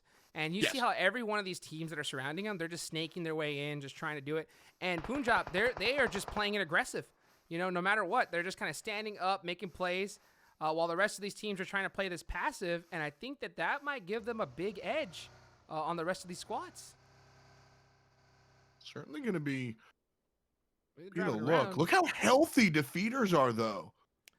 But they're separate. That's the problem. They are really separated. So the problem with that is being so separate. If you do get knocked, your team's not close enough to res you. Oh, and look at that. Oh, the snake. He pulled the pin. He pulled the pin. That's letting him down. He pulled it. He pulled it. Wait. He popped it. He went fishing. He locked and he it. caught one, baby. Going for the net. Going for the 2-time. Oh, Reel him going in. for the finish. Oh, Reel him in. He has no idea. He has no idea. He's like, oh, I'm gonna go back here. It's safe. No, sir. Oh, did a nade just go on to Ween? Oh, it was smoke. No. Oh, it was a smoke. Oh, Yeah. and Fishy's going straight towards him. He has no idea. He has no clue where Ween is. He has no clue. Zero clue. Oh, Vikendi. The laydown nades. The laydown nades are so strong. This has been both of these players getting the laydown nades are Bats, by the way. Bats have 2 players strong, and they came in third party to a matchup of 4 versus 4. Bats have now taken down 2 separate players with their nades. Defeaters, though, are going to be able to get the res here. It looks like Bishop going to take care of Richie. And so that was a great look for Bats, but I think it was much ado about nothing. I think they're going to be able to be turned on here. I think these players need to start getting moving. I mean, there's 30 seconds left on the clock. They are not in this next circle, and they are on the far edge. So you have to battle each other because they're going to battle the blue zone together. And this is zone 4. Circle 4 starts to hurt the blue zone. And, well, I mean, especially once it closes and hits 5, you do not want to be, and yeah, you can see Bishop. He's in the vehicle already. He knows, like, hey, we got to get on out of here. We do not want to be anywhere near this fight. And it looks like Punjab Esports is going to have the same idea. Time to get going. Yeah, just be on out of here. Defeater's like, listen, it's literally raining grenades. We don't know where from. Get in the car. Get out of here. Come on. Let's go. Let's get on out. And yeah, look at this. Punjab Esports, they're just pushing. They can just like, okay, let's just do 4-car. Push in the zone whenever we want. You know, we can come in super late. No big deal. We're not going to get gate kept. And if we do, we'll just kill them. And it seems to be like a strategy that is working really good. You got Impact all the way over there to the left, holding the edge of the zone. 9th Circle hanging out. Now, I did get some information. You know, this is basically a team that used to be the old Simplicity roster. And they have pretty much everybody on the team excluding Minwoo. So that is, they're going to have at least 3 members they have a lot of experience with. So, you know, 9th Circle. What team is this? This 9th Circle. Yeah, and they're sitting pretty well in this circle. So they got to get it done. Got to get it done here in the last match of day number 1. Sitting number 10 overall so far, 19 points coming into this one. 9th Circle has been, you know, I called them in game number 1. They didn't seem to be posing a threat. Goose playing fast and loose here. Yeah. 1 versus the world. Oh, that nade. Was that a good one? Did it go down? Oh, I thought I saw one that just headed so perfectly down, but it looks like that was coming from going on up, getting really close right there. And this is Punjab. I mean, they just sent it onto the edge of the zone and quarry, and they are dealing with a barrage of grenades from Thizzle. This is not a good look for them, though. Punjab here. This could be a bad spot, even though they have the numbers advantage. Sitting down underneath this cliff, that's the advantage has to be to the guys on top. Fizz, right? Yeah, it definitely is. But they're getting third party from Versatile, so that's gonna buy Punjab some time. The only issue is though, Punjab has to go towards them, and they have an opportunity to get gate kept as well. But man, they're just playing this tight, working together, and just picking each other up. Oh, Ivorian, will this nade hit? It'll be huge. This is a big litmus test for Punjab. If they're able to get out of this, I think really shows us just how strong this team is. Because don't forget, you have 2 up there in Thizz, but Versatile, the team that was third partying, they're going to take down either purple or green. Yeah, and you can just tell they're ready to go.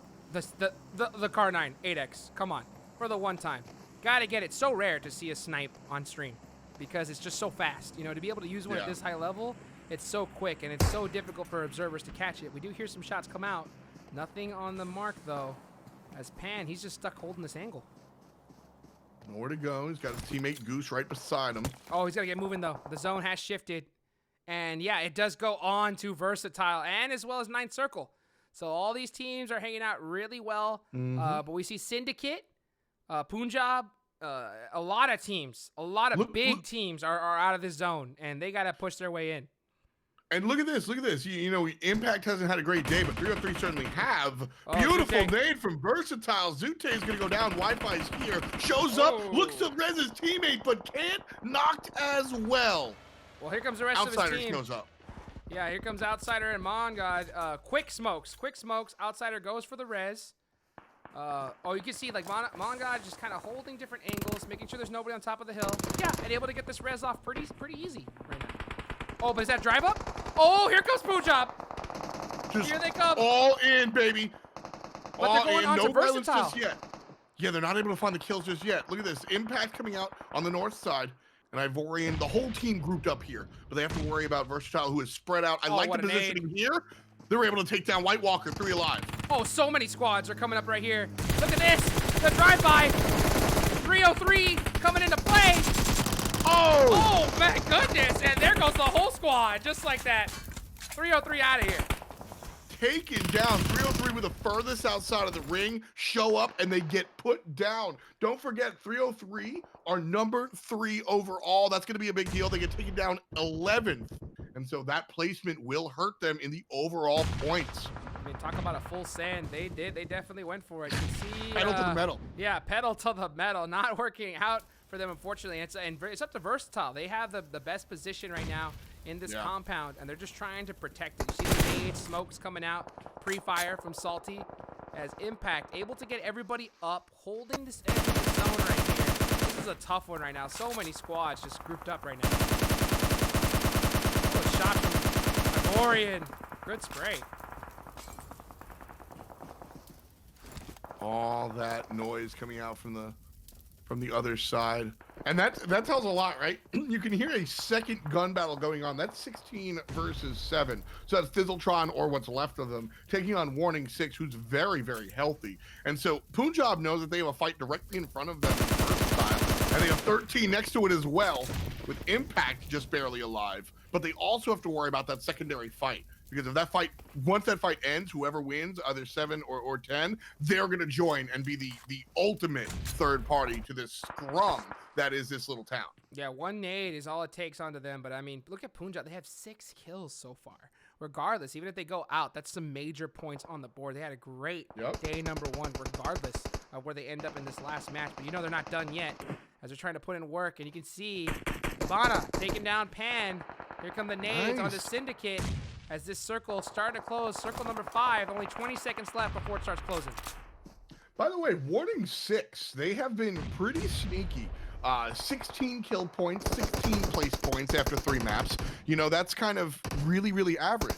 But they found themselves again getting another 5-6 kills here, and all of a sudden, like I said, they're 4 overall. They're feeling good. They're going to push up, but Versatile finally going to find themselves inside the building. Impact is here as well. 2 down, but the 3rd shows up. Intruder alert, and King can't find the shots. Wi-Fi's the last one here, and it all goes to Versatile.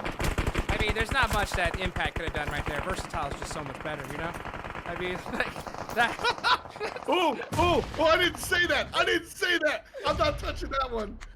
That's all you with the ether. What are you gonna do? What are you gonna do right there? I mean, it's Versatile. They're just too strong, you know? I mean, oh my goodness. I mean, getting it done. Wow, what a play as we move on over to 9th circle. Holding it down behind these smokes. And yeah, just trying to make some plays. 7 kills. 7 kills. Not so bad. Not so bad. Not bad at all. I mean, this is a good position. I mean, not a bad position. I mean, but yeah, but a great game so far. I mean, 7 kills. That's huge. And they have everybody up and are in a great position to possibly win this. That's the team that has a little bit of a following here. And they have not been super great today, but this is, you know, the 4th and final map, trying to put things in their own hands. Yeah, they're trying to get it done the best they possibly can, and they have everybody up. I think they're finally starting to get a hold of the meta. You know, just hey, play together. That's really the main thing. You know, if you get knocked, you want to have that teammate that is able to do it, but you got to hit shots. You got to be able to hit shots and win fights. That's going to be the ticket. As we're starting to see, look at how everybody's just stuck on the edge of the circle. I mean, you cannot go center. There's just no cover there. Yeah, see, and see, this is the opposite of how we see high-level play be played. But if you are to play this one, like your team's on the world stage, you die because 7 teams are on the outside of the ring. You've got to play the lobby you're given. Yep, got to just be able to push together as a unit and just get it done. You got to hit those. You got to hit those shots better than another team. And yeah, I think that no matter regardless with this zone, it's tough to try and hold any other position than the edge. And you can see Versatile just sparing the med. Oh, I'm really interested here because I saw Supreme has 9 first aids. So they Right. could be going for a heal strat right now. So they're just gonna hang out in the outside They're gonna and heal up. just spam that first aid kit and try to get position, and it might just work for them. As oh, look at this! Oh, Mondo, switching to the S12K, the shotgun. Can't get it done. Put down 4 angry babies crying all over everybody. You're gonna take down Mando officially and res their teammate. Angry babies ready to go one more time, but they have to deal with 9th Circle. Great shot. We're still pretty comfy. Peril, so clutch. Such a clutch shot for Peril. The last one to really get it done. And here going for the reses right now. It's 9th Circle. Have to get it people up quick because the circle's starting to close right now. This is zone 7. 5 teams left. Warning 6. Looks like they have all 5 players. 9th Circle have 3 up, 1 knocked, trying to get them on up. And 6 angry men continuing to do well. Voltava goes down. It's been very, very successful. And the trade out from Warning 6. Oh, man. I mean, just great shots all over the place. I mean, look at these angles that 4 angry babies have. They have a ton. And they are trying to get this chicken dinner. They have 4 kills, 5 teams remaining. Oh, and Chapo's trying to crest this hill. Will he get the... Oh, the Good nade. call. Will he be able to get on 9th Circle? This could be huge. Prediction I nade. love this call. It's out. Doesn't connect, though. Will the second one do it? Chapo, for 3. Nah, it doesn't connect. Not quite. Not able to get it. So close, though. So close. Just a little bit further. And I wonder how much utility he has left. We have 4 teams left here. All laying 9th down. Circle with their best game all day. 4 angry babies here. Versatile is probably the favorite in this moment. And then 6 angry men going to be the 4th team left. I love how the way 9th Circle is playing this. I don't like the fact that those vehicles are not blown up because that could be really dangerous. They're really kind of hanging out. Oh, but they did. Yeah, they separated them up a little bit. Really strong. And yeah, they're just playing this like a classic. They're just laying down and hitting some big shots. Great play from Peril there. And that's 10 kills on the board. It's all 9th Circle here in the last match of day number 1. Meanwhile, Supreme and King sleeping. Sleeping. They ain't moving. Let everybody else kill each other, bro. 4 teams left. Nah, there's just 3 and us. Do your thing. I like how Supreme is still looking for the angle, but not taking the shot. Oh, right. King. I spoke too soon. King takes down 1. Oh, but that gave away their spot, and he is returned knocked on. And Supreme is. I wonder if he's gonna try to go for this res in the smoke. Look at all these players so close together. This is gonna be so Versatile clutch. have great smoke there. They're really gonna be able to make use of it. Oh, it just went away. It just, as soon as you said that, it Oh, just no. happened to dissipate. So unfortunate for Versatile. You know that they're thinking that, oh, that smoke would have been perfect if it didn't. We call that the Caster's Curse. Caster's Curse. Oh, the toes! J Tattoo with the great shots. Hair of HP here. Gonna be able to heal up, no problem, though. And his teammates behind him. That's a good look. 9th Circle, 1 of 3 teams left. But Supreme puts down Tattoo. And Mando falls outside. Supreme knocked. And this is going to be trouble. 6 angry men have 2 alive. And they have 9th Circle in their crosshairs. The angle. Beautiful stuff. Can Cabo do it? The lay down. He gets turned on. It's all at the peril. The 1v1. Oh, just HP. It's hop. He's just 1 HP right now. And here No goes Peril. eyes. Oh, he's got the blue though. He's eating blue. He can't eat it. He can't eat blue. Oh, he gets the last one. Oh my goodness. Peril clutching it out.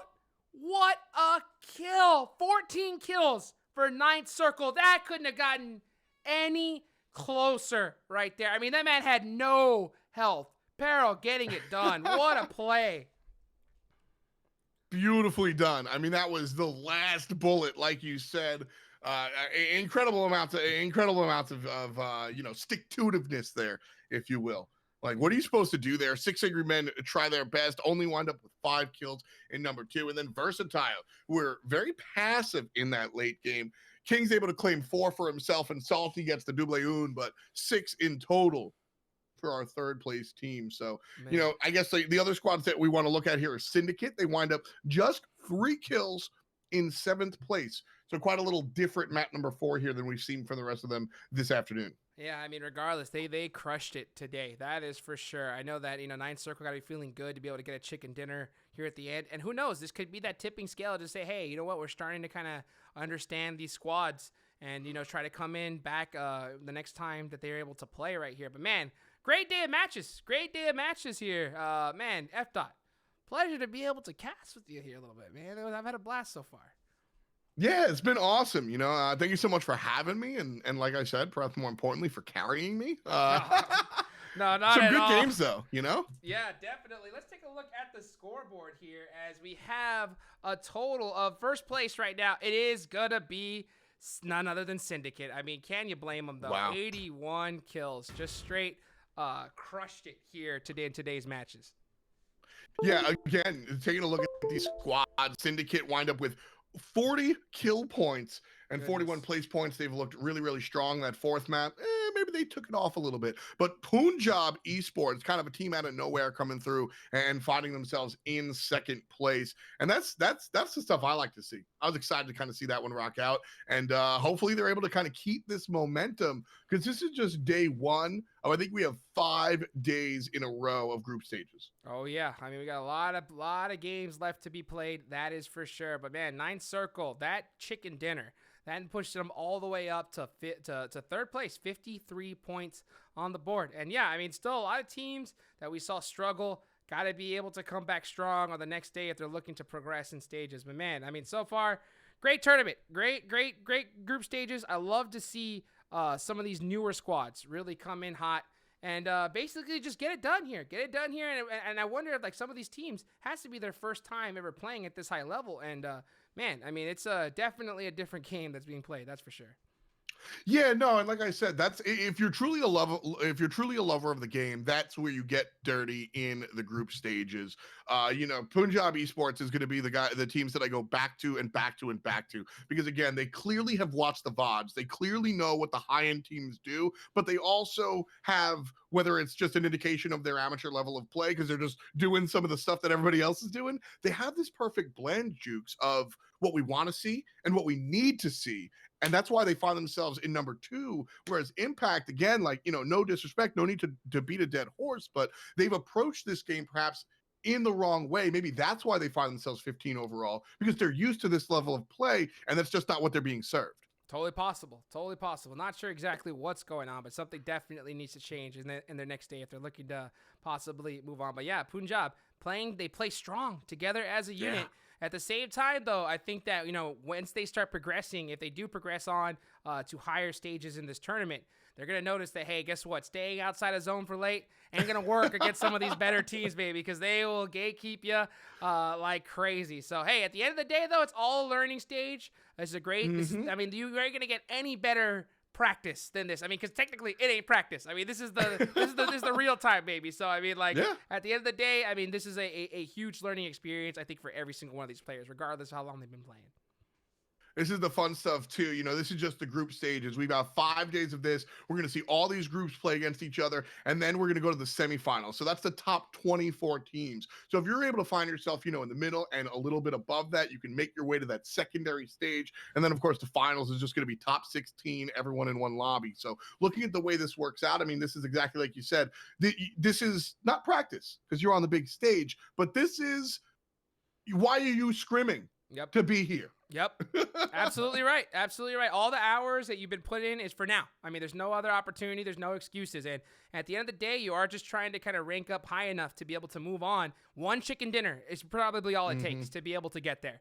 So I think a lot of the teams that we saw that, we expected a lot more from, I mean, I think they definitely have the opportunity and it can easily be able to progress on. But at the same time, seeing this at the start is pretty nerve-wracking. But hey, F. Dot, man, a pleasure to be able to talk with you here, man. I hope you enjoy it. I had a blast here at the day number 1 of the group stages.